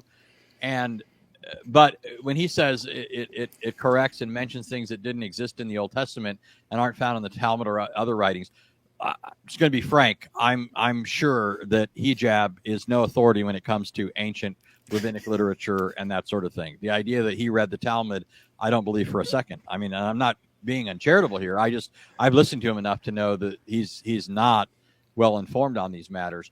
It was Numan Ali Khan, and this is an example. Like, he was talking about the Akedah, right? The binding of Isaac. In Jewish theology, it's called the Akedah, in reference to binding, because the idea is that when Isaac was put on the altar, he was bound. So they call it the Akedah, which, by the way, is similar to the Arabic word for Akedah, which is their word for doctrine. So it's binding teaching, right? So you have that word used in Islamic circles as well. But anyways, he was pretending like the Quran is so much more insightful in talking about how Isaac. Well, it doesn't say Isaac. It doesn't say who it was, and most Islamic sources say it was Isaac, even though the popular view of Muslims today is that it was Ishmael. But Numan Ali Khan kept pretending, because the Islamic sources talk about the son being sacrificed as if he was fully aware that he was going to be the sacrifice. This is so much more profound than what you see in the Bible. Now, the crazy thing is, when you read the Bible, first of all, the Bible has this ability to densely pack things into a very short space that, the Quran takes much more time to try and talk about some of these things. The Bible ends up being able to state these things more pithily and pungently, and it is able to provide the materials out of which further insights can be arrived at. But you look at the Jewish literature on the binding of Isaac, and there's this developed idea of what was happening there, and there's nothing in the Islamic sources that you couldn't have gotten from these Jewish sources, right? And in my mind, most of what Muhammad knew about the previous scriptures, like I often hear Muslims think they're refuting us when they say, Muhammad couldn't read, so he didn't get this stuff from the Bible. Well, I never once thought that he was getting it from the Bible per se. I think he's picking it up from Jews and Christians, like crumbs off a table. I mean, he's hearing oral things being transmitted, and not all of it is actually a oral recitation of the Bible, as much as it might be maybe a sermon, maybe a teaching, maybe a somebody rehearsing some tractate from the Talmud or some Targumic or Agadic source or whatever. I mean, it's never once been my view that Muhammad was like looking at the Bible and then saying, So anyway, Right. when you look at when he says that the Quran is correcting things and mentioning things not found in the Old Testament, and then says not in the Talmud or other writings, who is he to say that? I mean, really? I mean, I don't think he'll listen to this, but I'd beg him, in a sense, to give me this information that's supposedly in the Quran. In fact, this might be a good challenge. I'll challenge Hijab. You give me the stuff mentioned in the Quran about these Old Testament figures and events that can't be found either in the Bible or in rabbinic sources. Well, you're in luck because he's going to attempt to give an example. Oh, okay. And maybe I should have asked this question earlier. But let's say theoretically that the Quran contains accurate history not found in the Bible. Would that actually be an argument for Muhammad's prophethood? That it contains information not found in the Bible. Well, number one, at best, if we really stretch this, it would say something about the Quran, right? I mean, the Quran's not supposed to be Muhammad's word. I mean, it's supposed to be the word of Allah, and from the Quran itself, we don't have a clear connection, anyways, from this book to that person, right? The Quran mentions the name or mentions the word Muhammad a handful of times, only like 4, and it's not clear that it's being used as a name in several of those cases. It just sounds like a title, right? The praised one or whatever, which some have argued was actually a reference to Jesus, and whoever put the Quran together, you know, they were collecting some of these sources from, you know, Christians and others. But anyways, I really don't know how that gets you there, right? Because what's the basis for believing that these things are true, that the Quran is saying that the Bible didn't say, right? I mean, okay. So here, I'm going to give you an additional detail. When Abraham went up the mountain with Isaac, they had on brown sandals. Okay. There's an additional detail. Okay. Does this prove now that I'm a prophet because I've given you a detail that the Bible didn't give you? Well, isn't that what, when they make movies of things, don't they have to do that all the time? If they're taking it from some written source, they have to, you know, use their imagination as to fill in certain details that aren't part of the text. So what if Muhammad, you know, tells us some imaginative detail that he's filled in, right? What does that prove? Yeah, it doesn't prove anything. That's kind of why I asked the question. And even if, you know, the Quran contains some verifiable fact about ancient history, which it certainly does not, to be clear. But even if it did, all that would prove is that Muhammad had, or all that would suggest is that there was a source that Muhammad saw. I mean, the past is in theory knowable. You can, in theory, know the past. So it's not a very strong claim for prophethood, even from the start. Control Yourself said, agreeing with you, how can the Quran correct something which the Quran says is perfectly preserved and was sworn upon by Muhammad? And Andrew also agreeing that the word remember is right because Muhammad told the stories in the Torah and the Jews. So the original audience, I think it's pretty clear the original audience of the Quran knew the text that they were referring to, that you know, whoever delivered the recitation was referring to, because he tells them to remember, and he doesn't give details. You know, he usually has a very abbreviated version, and the details in the Quran by itself are insufficient to know what happened. They're not necessarily wrong, although sometimes he does confuse details and get things wrong. But even when they're correct, it's not a complete story. The author expects you to know the story he's referring to. Yeah. Go ahead and look at his example of things that didn't exist in the Old Testament that were in the Quran. Such as the Almighty saying, neither heaven nor earth wept over them, nor their fate delayed. And we know now, it's mentioned in Pharaoh's inscriptions that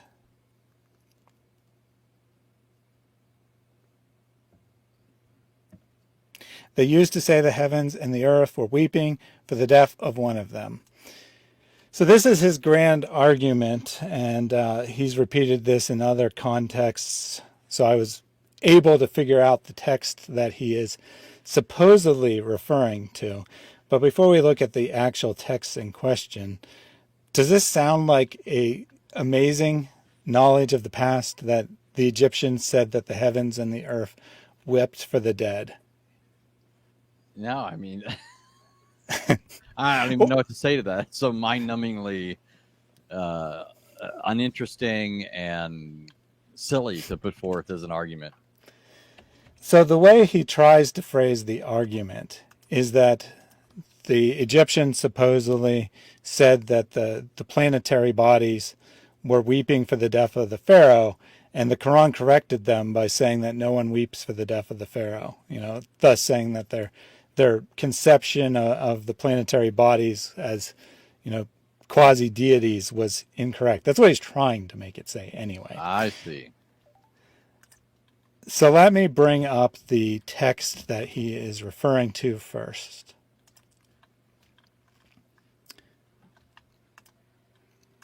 So it comes from a pyramid text. I didn't check the date to make sure it actually had anything to do with the time of Joseph, but let's just go ahead and grant that it could be related in some fashion. So this is what the text actually says. The sky weeps for thee, the earth trembles for thee, and then a word of uncertain meaning. Woman laments for thee, the great something mourns for thee. And then it goes on about hands and feet and so on and so forth. In other words, it doesn't even say the same words that the Quran says. The Quran says that the heavens and the earth weep for you. The pyramid text that he's citing as his proof of the Quran's accuracy says the sky weeps and the earth trembles. And trembling is not the same thing as weeping. Yeah, and I mean, this looks poetic to me. I don't know if even in that source it's intended literally, as if the Quran, what's there to correct? The Quran talks about inanimate things praising Allah. Muhammad's food used to praise Allah. Some Muslims will say it's not to be taken literally. I think it is intended literally, but even granting that it's not, why read that literally, right? The sky weeps for thee, and then pretend the Quran is correcting it when it says, no, it doesn't. That just makes the Quran look stupid, right? If I say on the basis of the Psalms, the trees clap their hands, right? And then somebody comes along, I'm correcting you, the trees do not clap their hands. I'm going to say, I don't even have the time to refute you, because if this is how you're going to take language, then, what hope do I have of a good follow-up dialogue to this? Definitely. So I don't have the Quran words pulled up to show you on the screen, but I'll read it. And the heaven and the earth wept not for them, nor were they reprived. And we certainly saved the children of Israel from humiliating torment. Doesn't seem to have any connection whatsoever other than the word sky weeps. So I don't know how that Quran is supposedly correcting this. It doesn't have any connection to it. The context is totally different. Yeah, well, first of all, it's certainly not correcting anything in the Bible. Maybe that's not what he means in context, but the Bible doesn't say anything like that. And it just sounds to me like the Quran is saying that, Pharaoh's death was just. It's not like creation is revulsed by this righteous man dying. It just sounds like it's saying this was the demise of an evil person. Yeah, I agree completely. I think that is just an ordinary statement that anyone in any culture could theoretically make. And that's all it's saying, is that it's no big deal that Pharaoh died, because he deserved to die. And Hijab somehow found this pyramid text that looks vaguely similar, and he says, see, it's a polemic against this specific text or this specific religious idea of the Egyptians, and the Bible didn't make any such polemic against the Egyptians, so therefore the Quran has more accurate history. I think I'm fairly representing his argument. He doesn't explain it very well, but that's the best argument I can make out of what he says. So we'll go ahead and move on here. And the addition, he has a couple more, and they're going to be even worse, believe it or not. I don't want to bias your opinion in advance, but they're not good.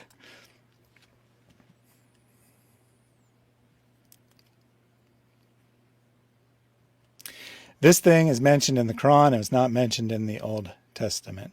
So how did he bring this prophet? May God's prayers be on him. And when God Almighty mentions that Pharaoh said, I am your supreme Lord,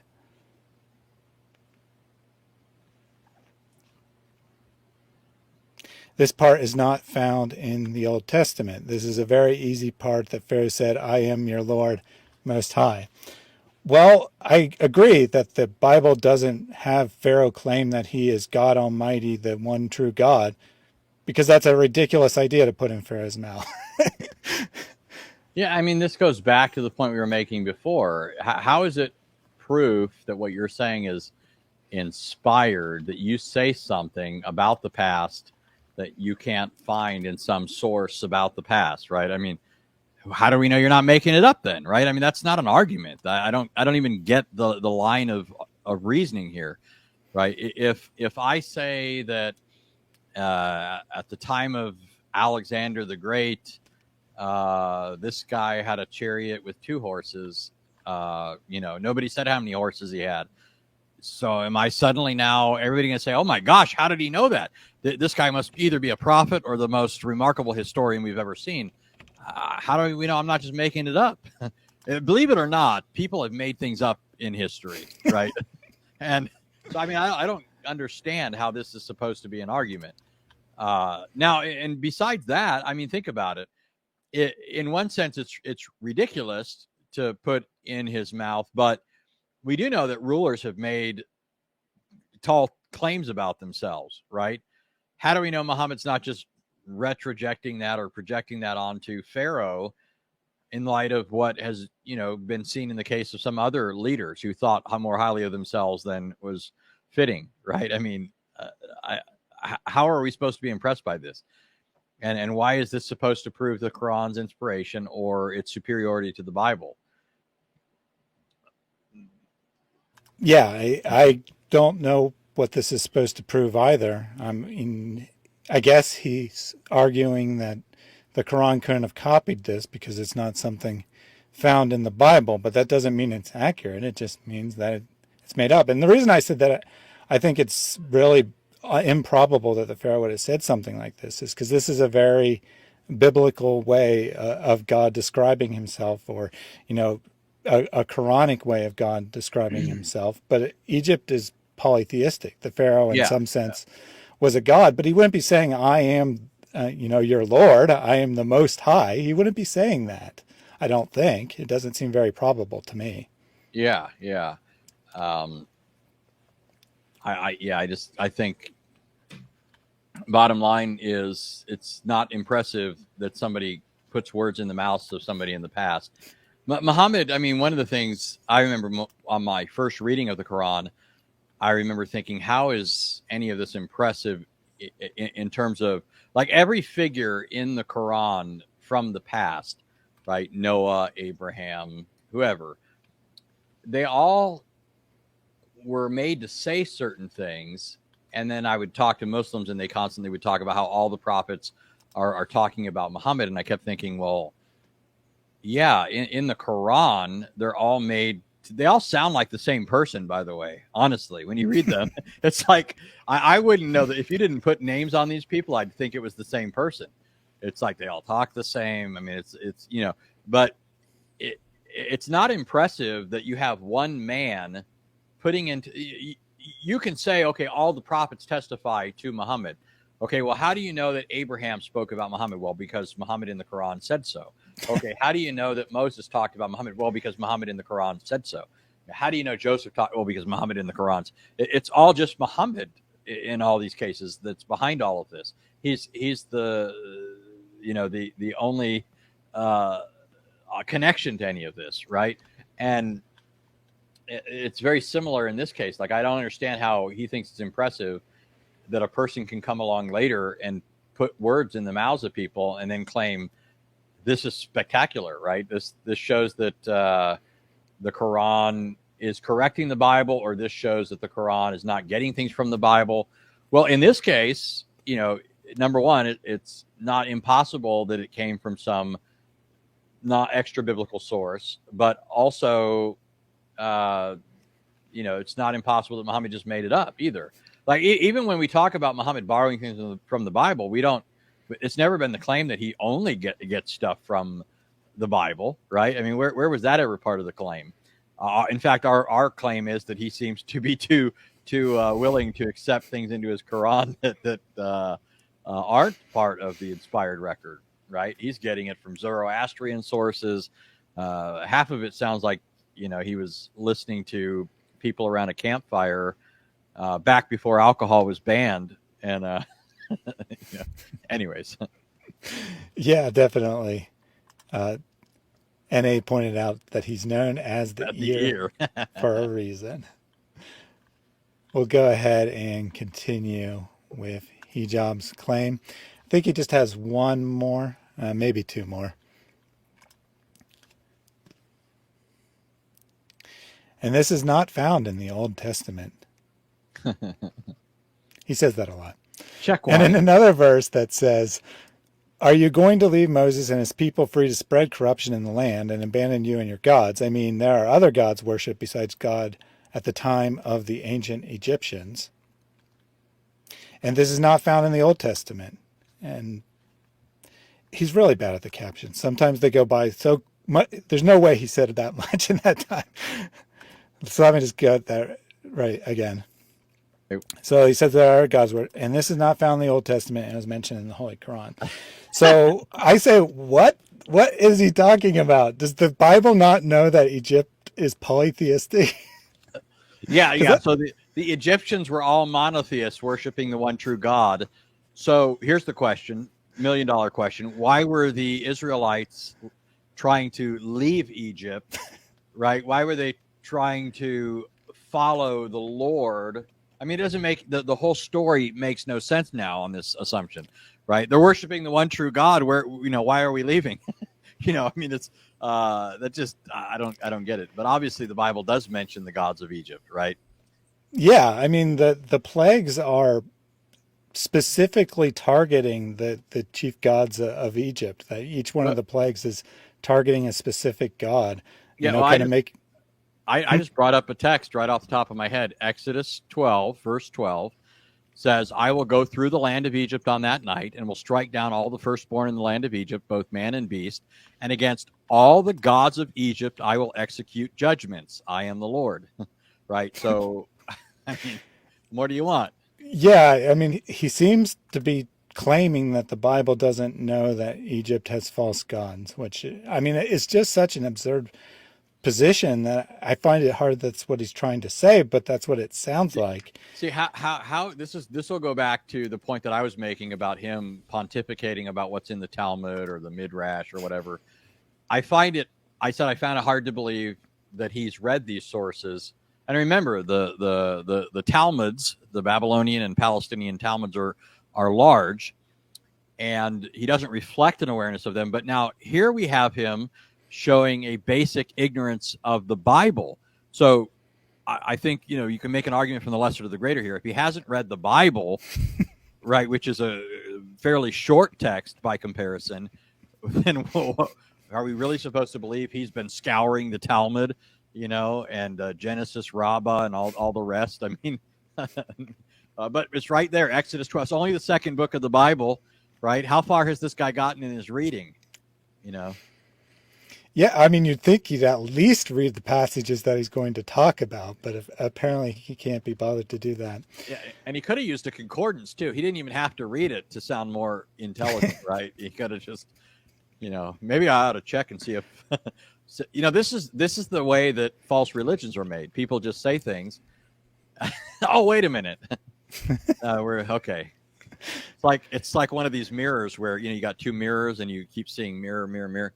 So here's Mohammad Hijab commenting on the Quran, and he's doing the very thing that Muhammad did in constructing the Quran. He's just making stuff up, and somebody's going to come along later, and they're going to look at Hijab, and they're going to say, how remarkable, this man has said stuff that nobody said before him. Well, yeah. No scholar ever realized this about the Bible. He must be a prophet. So since this argument was so bad, I tried to look what hijab meant, and I looked at the same basic argument he made in another context, and it doesn't help. It equally bizarre. He wrote the following: "It is not surprising, considering all of this, that the central message of Moses to the Egyptians in the Quran is to worship one God alone, and in the Old Testament it's to let his people go." Well, no. What were you going to say? Sorry. I was going to say don't know how he gets that, nor do I know what point he's trying to make by saying that. If you look at the book of Exodus and you look at expositors of the book of Exodus, one of the things they're going to point out to you is that the constant refrain of the book is God is doing this in order that you might know that I am the Lord, right? That's the uppermost notion in the book. God is communicating to Egypt, your gods aren't God, I am the Lord. And he's communicating that to his people, and he's demonstrating it by pouring out, judgments on those very things over which their gods are supposed to have authority and control, right? So that's the primary message. Pharaoh is being told, in light of this, let my people go. Yeah, I mean, that's part of the book too, but I mean, you can't just take part of the book and then ignore the constant refrain and say, oh, see, the Quran's message is there's one God, and the book of Exodus, it's all about, hey, let us go play in the wilderness for a few days. Yeah, I have no idea. So he's going to next ask, where did this come from? And where did what? How could Muhammad have known that Egypt was polytheistic? And in addition to the Bible, I'd just say it's common knowledge. I'm sure that people in the area knew this. We'll go ahead and continue with that. I meant to play a couple seconds longer. That's why I said that. So there's where he says, so where did this come from? The third evidence that we mentioned, language, prophecies, history. And there are many things like this. Hopefully. And I mean, I can simply not all the evidence in this short video, but I can say repeatedly that I don't have enough time. But I say that all these things prove the validity of the Quran and prove the authenticity that the prophet is the right of the prophet. I think he means the right prophet, or he's the right of himself. Oh, and then he tells himself, yes, I can mention other things, and I'll mention them in another video. In other words, so there you go. That's the end of it. In other words, I'm feeling like this is very inadequate. I thought it was going to be so much better before I heard myself talk. And so I'm going to say now, yes, there's much more, and maybe in another video, which we'll probably not see anytime soon. But, yeah, definitely. So we just had a question from Mr. here. Oh, please, does he have any good arguments? And I think, well, the answer is no, but perhaps a more interesting question is, which of the bad arguments was the least bad? Oh, gosh, that's interesting. So including... Yeah, you can go back to the first half. Yeah. Yeah, so we did as mentioned earlier, we did a prior session covering the first half of this video, and he talked about the Quran's supposedly unsurpassable eloquence, its inimitability, and that sort of thing.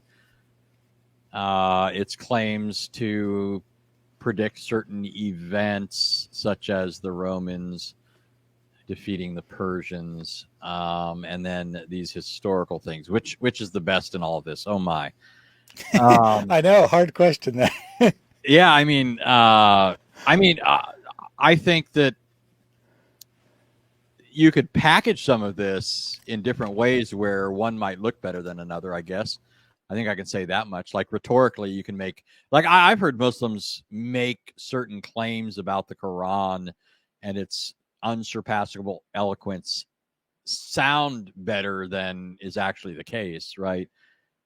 So some of it, I guess, just depends on the packaging and the rhetorical skill of the person communicating the argument. I often think that, so for example, when I first started engaging or reading about Islam, I was reading Yusuf Ali's translation, and Yusuf Ali has a good command of the English language. He's dead now, but it was a well done translation. And there's a reason why Muslims for quite a while accepted that in terms of English translations as probably one of the best. But the problem that I discovered the more I read this is that Yusuf Ali made the Quran sound better than it was. he was improving the Quran, right? So as far as that argument goes, it's kind of like, I've heard people present it in such ways that people that are just utterly uninformed might say, hey, that sounds good, but obviously it's hard for me at this point to hear the argument without knowing all this other stuff, and just ignoring it, right? So, for example, when a Muslim says the Quran is so eloquent, and then I'm thinking, or let's say they say, for example, the Quran is so remarkably clear. Well, one of the things that immediately pops into my mind is Muhammad was saying the Quran was clear for 22 years, right? He had a prophetic career of 23 years. He was saying it was clear for 22 years until one delegation of Christians finally came up to Muhammad to ask him about his revelations, the Christians of Najran, who were Arab Christians. They came from the south up to where Muhammad was and began to question him about statements in the Quran. And suddenly, to get himself out of the problem, Muhammad said, oh, well, there's a lot of ambiguities in the Quran, right? Surah 3:7, go check it out. Surah 3:7 says there are all sorts of things in the Quran, that are unclear, and only Allah knows the meaning of them, right? And so there's things like that. So like a Muslim might come along and say it's this incredibly perspicuous book, and I'm thinking, that's what Muhammad said until challenged, right? Then I heard Muslims say that it's perfect in its grammar. And I'm thinking, I am a non-Arabic speaking individual, and I have found grammatical errors in the Arabic Quran.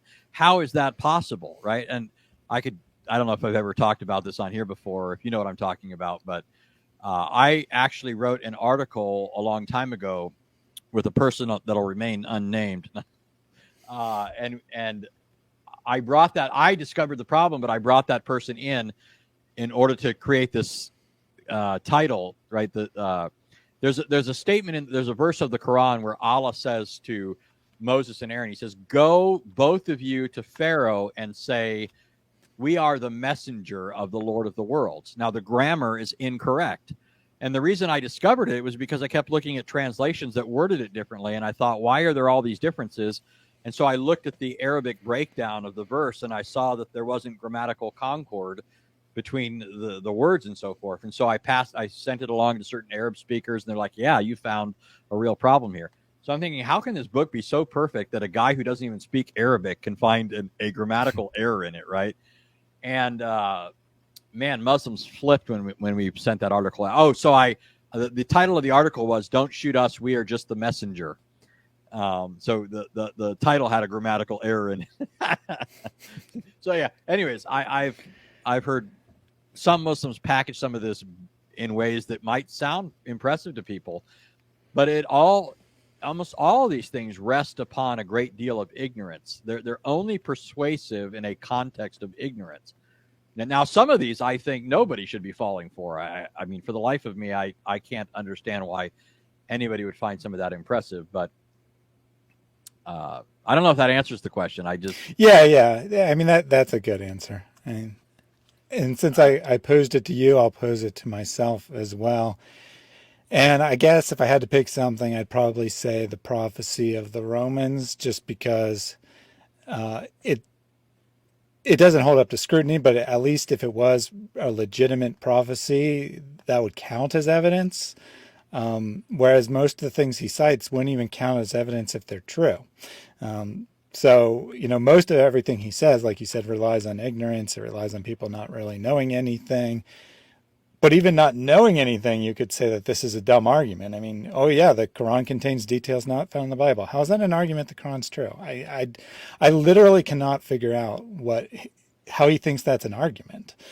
So at least the prophecies would be valid evidence if true, and of them, I guess the Romans is the best, which is why it's always the first one they go to. But if that's the best prophecy they can come up with, something that is grammatically ambiguous without the vowels, is something that is easily written after the fact, since it was, supposedly 3 to 9 years after it was made. And the first copy of the Quran, according to Muslim tradition, wasn't written down until after Muhammad died, so well more than that, and failed, if we take it literally. So it's really bad, but I still think it's probably the best they have, which is why they always go to it first. You made me think of something. One of the things that I've heard Muslims say a lot is that when they try to account for why Muhammad didn't come with miracles, the Quran at least is forthright about that. He doesn't have miracles. And in particular, it mentions, there's the statement of the pagans where they say, why wasn't he sent with miracles like those that were given to Moses? That's especially significant because it's not only telling us he wasn't sent with miracles, but it says like those that were given to Moses, right? Well, don't they claim that Muhammad is the prophet like Moses? And here he comes without one of those features that would be expected of the prophet like Moses. Well, but their excuse is, well, miracles had already been given in the past. Those didn't persuade people. So Muhammad is giving something better. He's given the Quran. You mentioned, this is what made me think about this. You mentioned that one of their go-to things is to quickly talk about this prophecy allegedly about the Romans defeating the Persians. Well, wasn't that given in the past? And wasn't, why is that so naturally their go-to thing? That sounds to me like the sort of thing that God gave a prophecy. This is not a good prophecy, right? For the reasons you just mentioned, but I'm saying, why do Muslims so naturally go to that kind of an argument as though this is where we really need to be going to try and demonstrate the truth of this, when they so quickly want to dismiss that sort of stuff when it comes to the Bible, right? It's like they're unwittingly or tacitly showing this is the kind of thing you would expect: prophetic insight about the future, real predictions about what's going to happen, because the God of history is able to tell us the course of history, and anyone who's not the God of history, who doesn't control history, isn't really able to do that in any definitive way, beyond something that's possible in the case of like guesswork or something like that, right? I don't know. I just find it interesting, that it's like they're unwittingly testifying against themselves. We say all this stuff is unimportant and out, and yet when we want to try and prove the Quran, suddenly we think we have something here, and so we're going to bring it up. Yeah, and to your point, it was actually quite some time of talking to Muslims before I learned that the Quran's primary argument for itself is its inability to imitate it, I should say, because Muslims recognize that's a bad argument. I mean, that they'll make it like hijab made it because the Quran forces them to do so. But I don't think anyone would ever come up with that argument on their own. Yeah, and think about how it reflects on Allah. I mean, because part of the claim is when they argue against miracles serving as accrediting signs, one of the arguments is that miracles take place and now they're in the past. They're not susceptible of observation, right? We can't observe the kinds of miracles that the Bible says happened. And so the Quran comes along and it gives us something better, namely its own eloquence and so forth. And anytime you start criticizing the Quran, immediately a Muslim's going to say, do you know Arabic, right? So apparently you can only understand this in Arabic. So Islam's the greatest religion. It's the universal religion. It's for all peoples. And Allah decided, because these other miracles are unobservable by people, he's going to give us something that we can all know. Namely, this book is so incredible, but you have to know Arabic, which all of you don't know. And the vast majority of you don't know, not even Muslims, right? The vast majority of Muslims don't know Arabic, certainly not more than is needed to like say their prayers or whatever, which is unintelligible to them. I'm just saying that it's like Allah gave us a supposed miracle that doesn't look any more, something like we can confirm than the account of a miracle in the past. Right now, of course, I mean, we can go on and talk about why those miracles do have some evidentiary value for Christianity. It's not the only thing we can point to, but I'm saying it's not right to just dismiss them out of court because we can't presently observe them. Like if we were talking about the resurrection, right, we would talk about the fact that the disciples claimed to have witnessed Christ risen from the dead, and they acted on that belief. Right. There's more to be said for miracles than just, they're past and we can't observe them now. So that, there's a whole lot more if somebody's trying to run an evidential argument for it. But anyways, Yeah, definitely. I have heard Muslims say the same thing as what you attributed to them there. That they'll say, "Well, you can't test the past," which is ironic since Hijab gave supposed accurate history of the past as one of his three arguments there. But they'll say that's why prophecies don't work and whatnot. But I've heard it put humorously in that, the previous prophets, look, we're healing the sick and we're raising the dead and we're predicting the future. Well, no one believed that. People still rejected that. So what are you going to do now, God? I'm going to send a book. yeah. I mean, Didn't he it's do just that too? so absurd. So I did put the link in case any Muslims want to come up and dispute anything we said. There really weren't any Muslims in the chat today. Not a super convenient hour for most of the Islamic world. I understand that. But Kay is in the chat, and it's literally the middle of the night in the UK, so I don't know what she's doing here. But welcome, Kay. We're glad you're here. And she pointed out that Hijab has told us that if you go only by the Quran, it's permissible to sleep with. She said minors, but he actually said 5-year-olds. A bit more than just minors there. Somewhat on topic question from Paul Anchor. I assume this is a legitimate-ish question. What does error and corruption in some manuscripts actually prove? So, Hijab didn't give this argument, but it is probably one of the most popular arguments of Muslims, at least until Yasser Qadi let the cat out of the bag, that the Quran is perfectly preserved and the Bible's highly corrupted. So what do you think of that argument?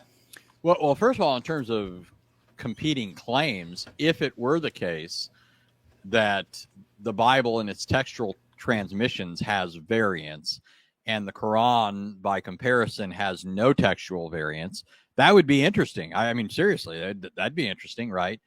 And Muslims have made that claim. Now, we know that just as a matter of fact, that handwritten manuscripts, transcriptions, and so forth, the inspiration of a text doesn't guarantee that the people who copy it after that themselves are like moving the pen by inspiration or something like that, right?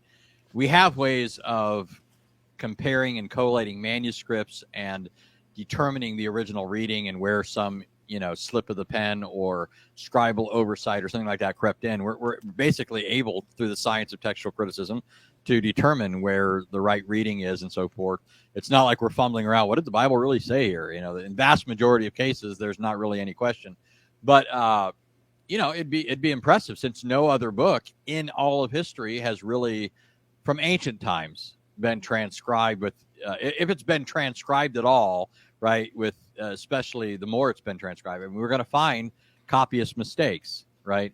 So if the Quran, unlike any other book from antiquity, was passed down through history without any scribal errors, that would be interesting to point out. I would point it out if that were, the problem is it's not true, right? It's just not true. And it's not even close to true. I mean, it's not even in the ballpark of being true. It's so wildly, outlandishly false that it's amazing Muslims. See, the thing is, it's not as if prior to Yasser Qadi, we didn't know that was a lie. But Muslims have this thing about just repeating things and insisting on it, and like they all convince themselves. And since there's a bunch of them, right? This whole babble of voices is saying the same thing. It's like they all just accept it, right? And when you say to the contrary, they would laugh it off in the past, right? You could say, and you could point to, like, I mean, I keep mentioning Yusuf Ali. That was the first translation of the Quran I read. I could read in his footnotes where he talked about textual variants, right? Yusuf Ali was dead long before Yasser Qadi let the cat out of the bag, right? The difference is that now we've got some prominent public face who's a Muslim scholar admitting it. And, then it's like all these Muslims started falling all over each other trying to, rescue the claim. And it just got more embarrassing. But yeah, I mean, so I think part of the problem is it's never been our argument that Islam is false if we can find textual variants in the Quran. It has been the claim of Muslims that Christianity and Judaism are false if we can find textual variants in their manuscripts, and our religion is true if there can't be found any textual variant. Now, here's one funny thing that and I'm sure everybody's heard this that's engaged Muslims for any amount of time, but one thing that Muslims will like to say is things like, well, the Quran is not in the first place a written text, it's an oral recitation. And so it's been memorized and passed on and this sort of thing. Well, that's even worse in my mind than this idea of textual transmission, because, see, what counts as a variant in textual transmission is when we can find one manuscript that has some difference from another manuscript, right? Different letter, different spelling, different word, whatever. Well, if it's passed down orally, then any slip of the tongue, how many times do Muslims talk about correcting each other, right? Oh, no, it's not like that, brother. It's like this. I mean, these guys get quite uppity over it. You even have hadiths where people are fighting with each other, right? Oh, he said it this way, and I don't think that's how it was given, and right? They're that tenacious about some of this. But my point is, those would all count as variants, right? If it's passed down orally and somebody's reciting it differently, that's a variant every time somebody does that. But you do have different recitations in different parts of the world, and the written texts are witnesses to these different recitations. I mean, there's a book out that I mean, this isn't my area of expertise, but there's a book out where they have like 24,000 variants in the Quran. It's a pretty big book, and there was a Muslim scholar I was watching that talks about it. And maybe the figure's higher now. I don't know. Yeah, and I'm not sure I'm thinking of the same work you are, but I know of a work that compares the 7 most popular versions of the Quran, accepted versions of the Quran, and it has, it's a multi-volume work of just the variance between those, and we're not even actually talking about manuscripts when we say that. But I think that this does reveal something very interesting about Islam, because when I was looking into this issue, I found an article on a Muslim website that it was trying to claim that Muslims have always believed in textual criticism and have always done it. And they cited a number of sources. And with 1 or 2 exceptions, they're basically all like from the 13th century or 14th century. So early on in the history of Islam, they were open to there being textual variants, and they wanted to know what the original text was and whatnot. But at some point, they realized that Christianity has, or the Bible has textual variants, and they could use this as a polemic against Christianity if they just pretended they didn't have any. So they abandoned the search for their so-called God's original words and instead made up a lie and started repeating it specifically to score points against Christians who are honestly starting to examine the Bible for the textual history of the Bible around the same time period. A couple other comments that I want to bring up, and then we can sign off. Just to clarify, Kay said that was Hijab's quote to her, and that he said it in a different context, that it was the 5-year-olds he said in a different context, and to her he specifically said minors, which is especially ironic because he specifically said that puberty has nothing to do with it. So he's just redefining what a minor is to fit his own definition, because he said that we know it from the example of Muhammad, not from puberty or anything else, what the minimum age for marriage is. So Truth Defenders says, can Anthony speak and contrast the differences in how Christians and Muslims view the inspiration of their books? Sure. So, let me begin with the Quran. The Islamic claim is that the Quran is Allah's eternal speech, right, transcribed by Muhammad as it was conveyed to him by Jibril. So allegedly there's this preserved tablet in heaven, and Jibril brought the information from it, conveyed it to Muhammad. And so it's basically dictation, right? Now, when it comes to the Bible, it certainly reflects God's eternal wisdom. It's in accord with God's character and so forth. But it and it includes things that were verbally dictated. So, for example, the Ten Commandments, right? Those are verbally dictated by God. He spoke them from Mount Sinai.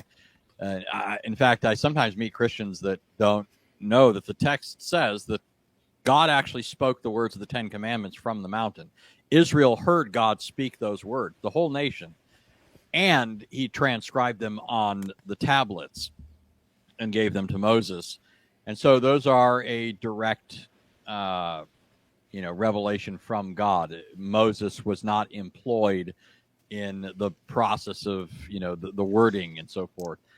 However, the vast majority of what we see in Scripture is God moving by his spirits the prophets to write what he wanted them to write without destroying their own characters. And so, for example, I mean, you can read the writings of, I used to play this game with my kids where I would say, you quote something from the Bible anywhere, and I'll tell you, in 9 times out of 10, this was the game, I can tell you who said it and where, at least the chapter, right?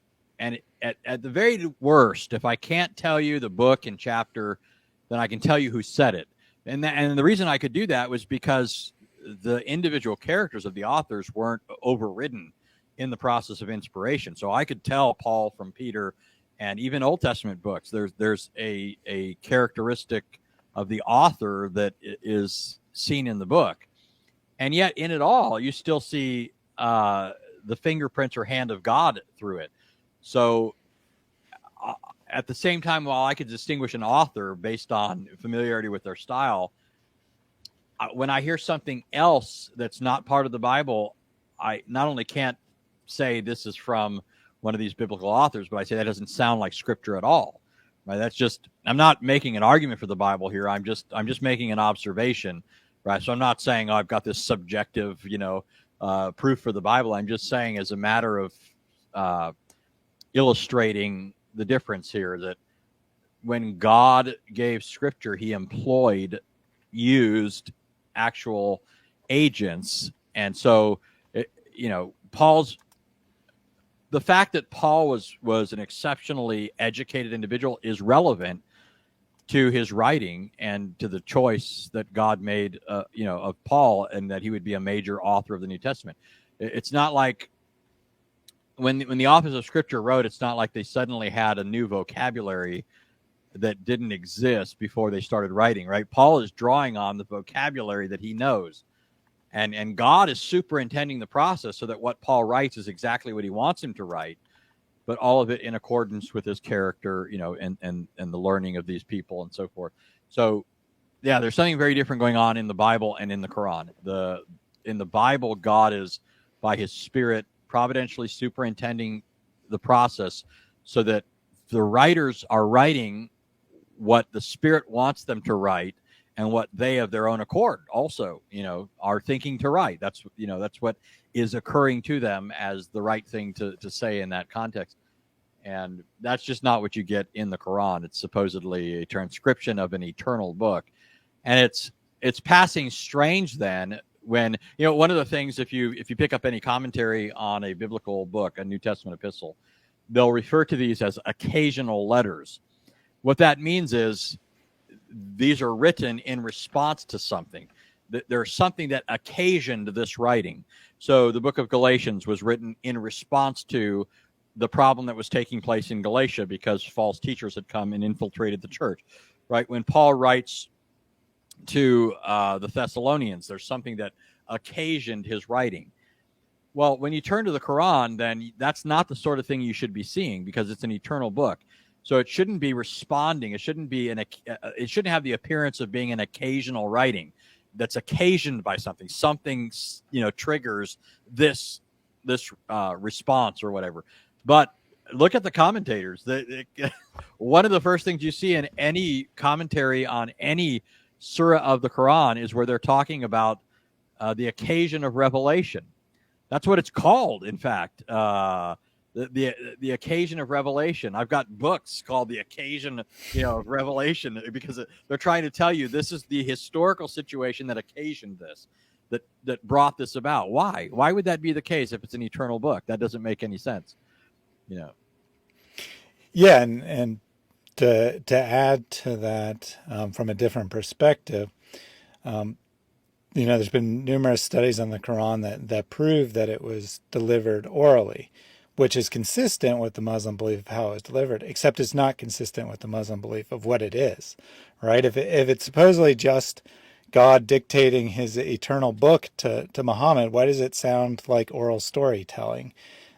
Maybe not the strongest argument in the world against it, but an odd little thing, I would say. Yeah, and the other thing is, well, what's the point of this emphasis that it's an oral thing if it's this eternal book, right, that's being recited? It was a book first, right? I mean, is it first of all a book or an oral recitation, or anyway. Yeah, and Gedila pointed out that the fact that the sheep ate the Quran goes against the oral tradition idea, because those verses were lost because the sheep ate them, even though they knew the content of the verses, because we're told that in the Hadith.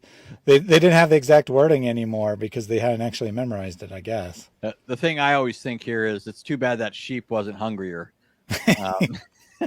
Now, I know the whole thing wasn't available for it to eat on that occasion, but so related question here, and you can be as brief as you like, but Get Thee Down wants to know your opinion on the authorship of the Torah, asking what you think about people who say Moses didn't write it.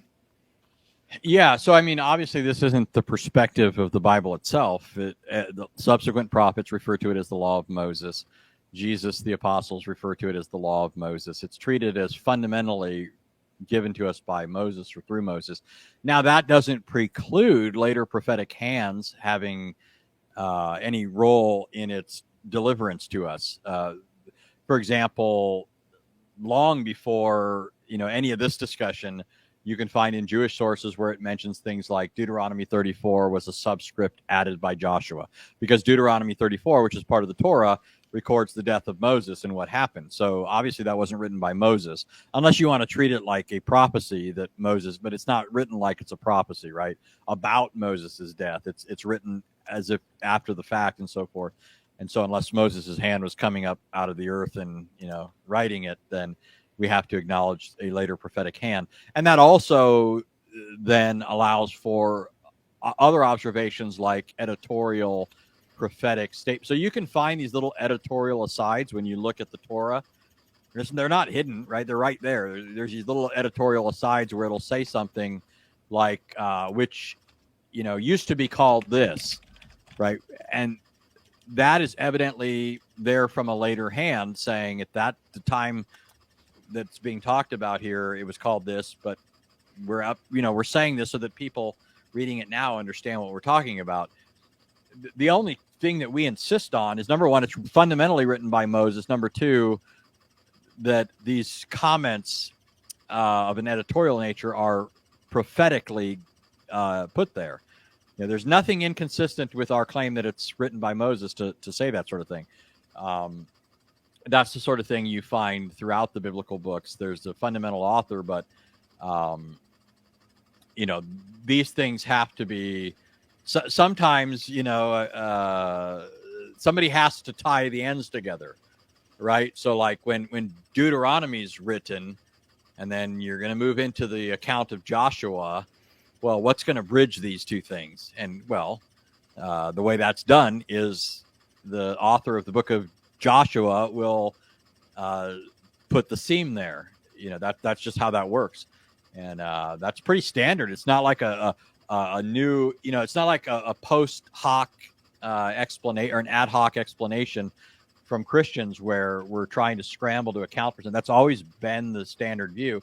What's happened though is liberals have come along, and what they want to do is they want to turn this into something entirely different. They want to pretend like this is just a random patchwork of very inconsistent sources that are spliced together And the arguments for a lot of this is really rather ridiculous. I mean, I remember long before I had done much reading of any of the scholarly material on any of this, reading some of the stuff about the documentary hypothesis. Documentary hypothesis is kind of what you're asking about here, where they say that there are four basic sources: Jehovistic, Elohistic, Deuteronomic, and priestly, JEDP in short. And so these four sources are what the Torah is constructed out of. And part of the argument for this is, well, supposedly one author preferred the name Jehovah or the Tetragrammaton underlying it. Another preferred the name Elohim. And so supposedly somebody comes along and takes this writer that liked the name Jehovah and the writer that liked this name Elohim and put these things together. And the problem is, whenever you show that there are this source, which they say is a Jehovistic source, uses the name Elohim, well, then they'll turn around and say, oh, well, that must have been added later. And then when you show that the author of the supposedly Elohistic portion uses the name Jehovah, they say, oh, well, this must have been added later. Or when you show that this author uses both names, they'll, I mean, it's just they're gerrymandering a canal beneath their own feet. In other words, they're digging a thing and saying, hey, look, all the evidence leads to us. Any evidence that counts against it, they just create a excuse for it. And that's not overly impressive as far as these sorts of things go. I mean, I could do that with any book. In fact, this was one of the funniest things I had seen along these lines. Was somebody took a book that was written by one of these people that advocate the documentary hypothesis, and they started arguing that this book wasn't really written by the author who claimed to have written it. And then they started using the same kinds of arguments. They started saying, in this chapter, it predominantly uses words like this, but in this other chapter, it predominantly uses words like this. So these chapters were obviously not written by the same person, right? And why would they be different, these two chapters? Well, probably because they're focusing on two different things. That's why they're two different chapters, right? Maybe that's why there's a difference in emphasis and a difference in chosen vocabulary, right? It's just absurd. They wouldn't do this with other books, but they'll do it with the Bible. And so, yeah, I mean, I believe that the Torah was written by Moses, but I don't think that means that there weren't prophetic, hands involved in its transmission, clarifying certain things along the way.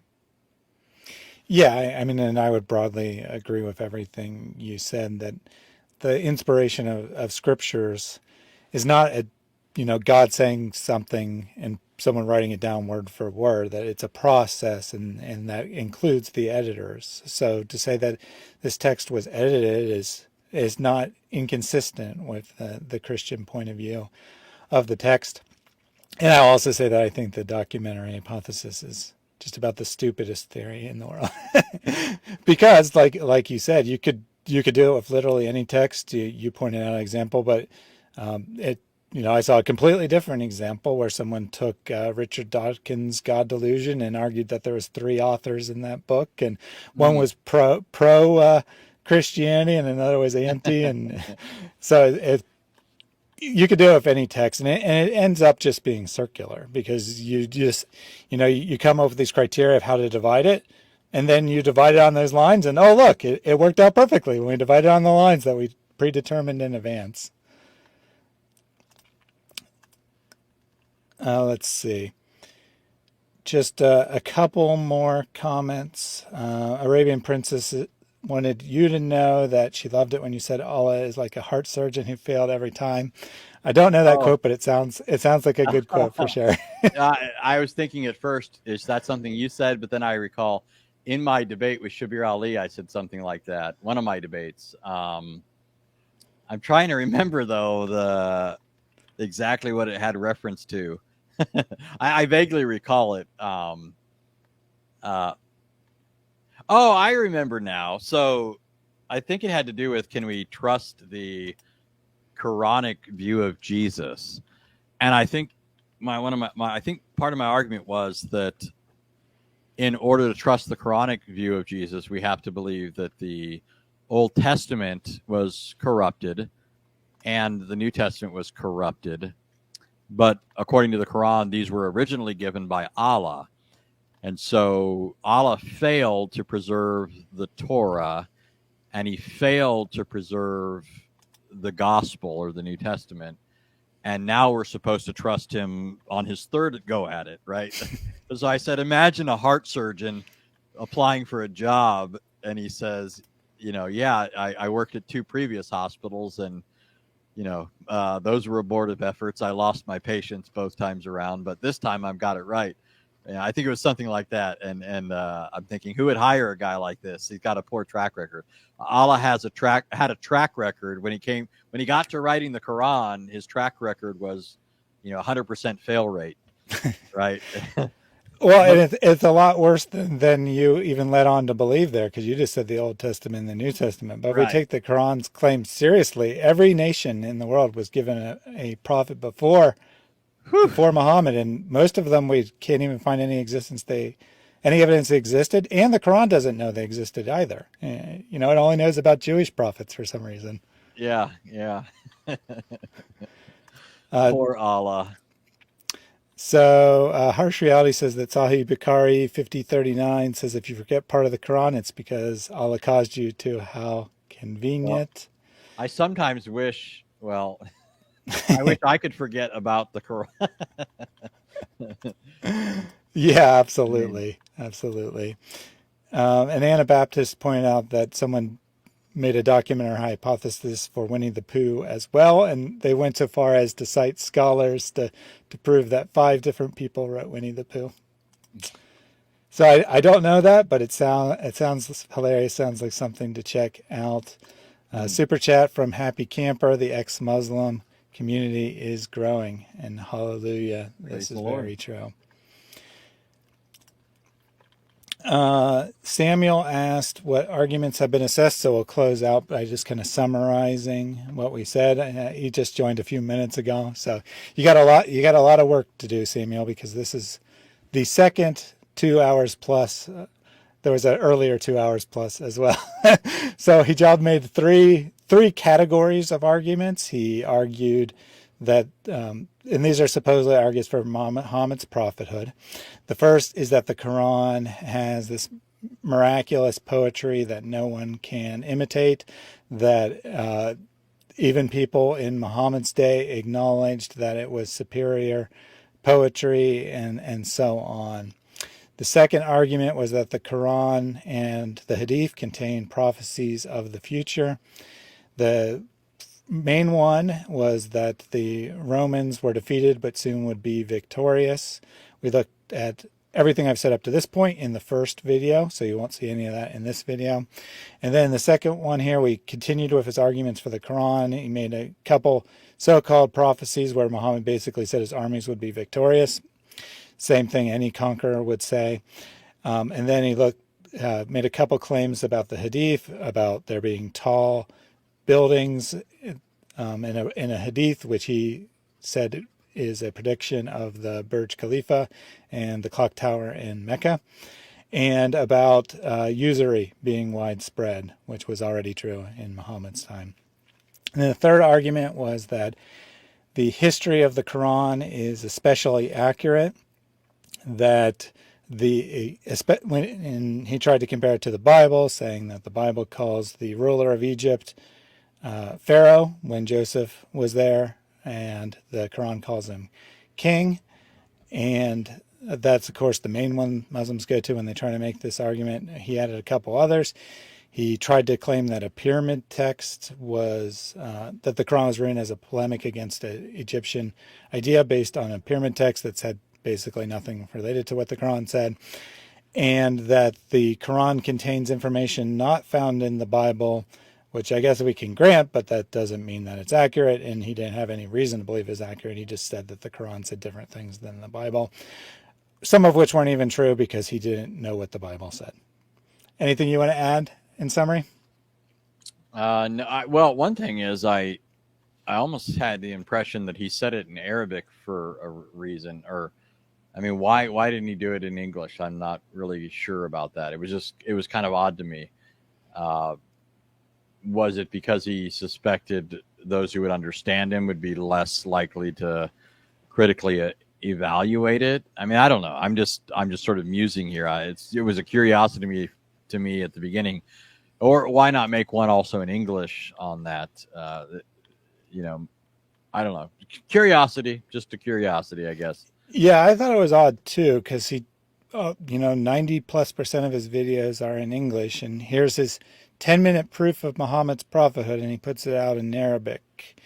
And the subtitles, It, I mean, there's English subtitles. I'm not actually sure they correspond to what he's saying because they don't make sense in parts.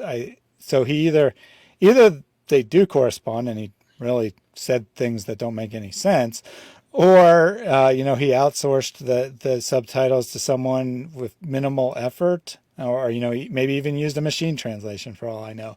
But they didn't really seem to. There's a lot of grammatical errors in the subtitles. There was even like he made all his name lowercase in places. I think he misspelled Muhammad somewhere. So I don't know, but it doesn't seem like he put any effort into getting this to an English audience.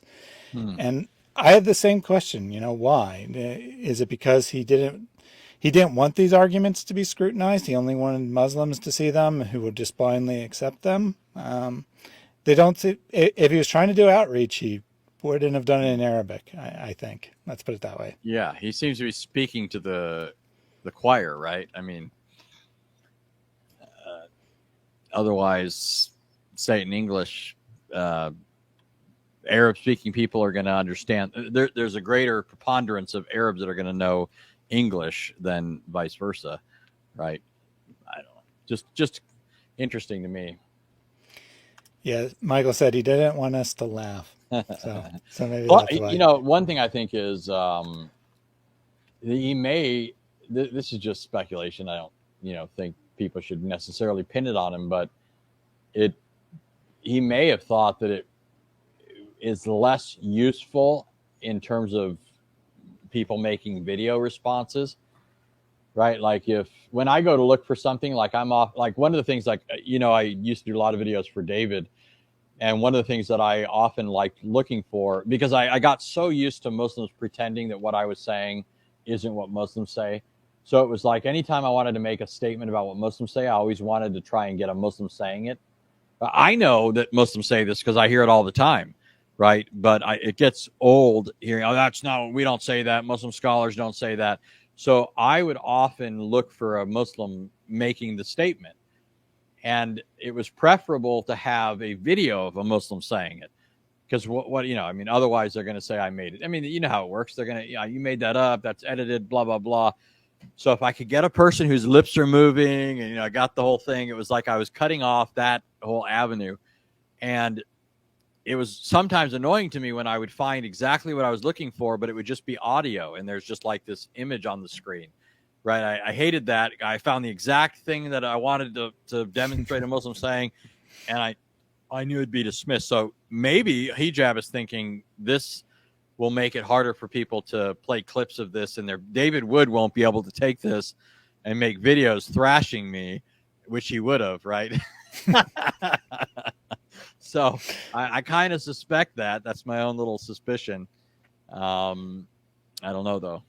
Yeah, I mean, it's certainly odd. I mean, to give him credit, maybe he was commissioned to make this for. It does seem like he took it out of a larger video, even though there's no larger video on his channel. So maybe he was commissioned to make it for something else and just decided to put it on his channel. But either way, if he wanted this to be for a non-Muslim audience, or whoever asked him to make it wanted it to be for a non-Muslim audience, they shouldn't have put it in Arabic.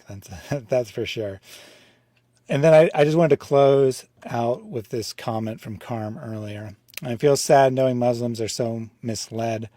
We make these videos, but we have to continue to pray for them. And I agree 100%. That's why I'm making these videos. I mean, I'm glad if Christians are entertained, but what I really want is for people to take these arguments, use them, have conversations with Muslims, not make fun of people and just do online banter as troll type comments. I'm not saying that there's never a place to make fun of someone's ridiculous ideas. I'm just saying that I want people to actually try to reach Muslims, not just entertain themselves by making fun of Yeah. Muslims. And sometimes, just to add to that, sometimes making fun of it is, I mean, you can mean that in with ill intentions just to make sport of them, or you think of it as a way of getting the information across. Sometimes that's what gets through to people. One thing I've noticed with a lot of groups, and Islam especially epitomizes this, is they they're characterized by a what the Bible would just simply put down as godless pride, right? And one of the things pride can't tolerate is being made fun of. And so Luther often used to talk about, this is the way you get at the devil, is to make fun of him, right? He can't tolerate it, is kind of what he was talking about. And for Luther, he's not necessarily literally talking about Satan running around talking about. He's talking about those who are his emissaries, those who are advocating satanic notions, and this often unnerves them. They take themselves way too seriously, right? And so any slight of their person is like, to them, you've gotten to me now, right? And often proud people won't hear you until you strike at that. So, you may seem like you're being a big meanie, right? But that may not necessarily be your intention. But here's what I would say, and I'm glad Carm brought this up, but I always think of three things. And, when I'm doing what I do, when I engage Islam or any other group, I have three things, and this is the order of priority. One is to glorify God by proclaiming and vindicating his truth, because anything that's contrary to it is a slander against him, right? It's denigrating him, it's denying him. And so for the sake of his name and so forth, I try to set forth the truth in opposition to error. Secondly, my goal is to defend and arm Christians, because often these things that you're dealing with are being used to try and undermine their faith, or at least erode their confidence, so that you could still have a person who's still holding their faith in Christ, but they've somewhat been demoralized, right? Because they think, there's all these problems that these people bring up, and I don't know the answers to them, and so they're not confident to witness to them, because they just think they're not equipped, or they don't have the goods to do this, and so by doing this, you are arming Christians. You're solidifying their faith, but also giving them the backbone, the courage to stand against people that are arguing against it. But then thirdly, of course, you're aiming at the conviction and conversion of Muslims. You want them to come to faith too. And then I'll add a fourth thing. In my mind, I'm thinking of the conversion of Muslims, but I'm also thinking, well, if this Muslim doesn't convert, maybe if nothing else, I'll make him slow to pull the trigger, right? I'll slow him down in his tracks so that he's not as confident to say some of the things that he might otherwise have said to people in the past, right? If I take the legs out from under an argument, he may hesitate next time to use that argument, or he might offer it with less confidence. I'll be doing something, So these are four things that I think about when it comes to this sort of thing. Yeah, and thank you for that. You explained it much better than I could.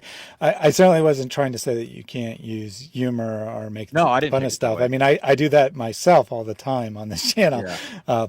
So lest no one think that's what I was trying to say. I was just saying that I want people to use the material and apply it, and not just learn about it for their own entertainment. I think you Nate said it 2D right. said, "I'm a big meanie. I don't mean I'm very, very mean. I mean, I mean, I am mean, but I'm also fat, very, very fat." And that was a Ah, segue into this, which is what I really wanted to read.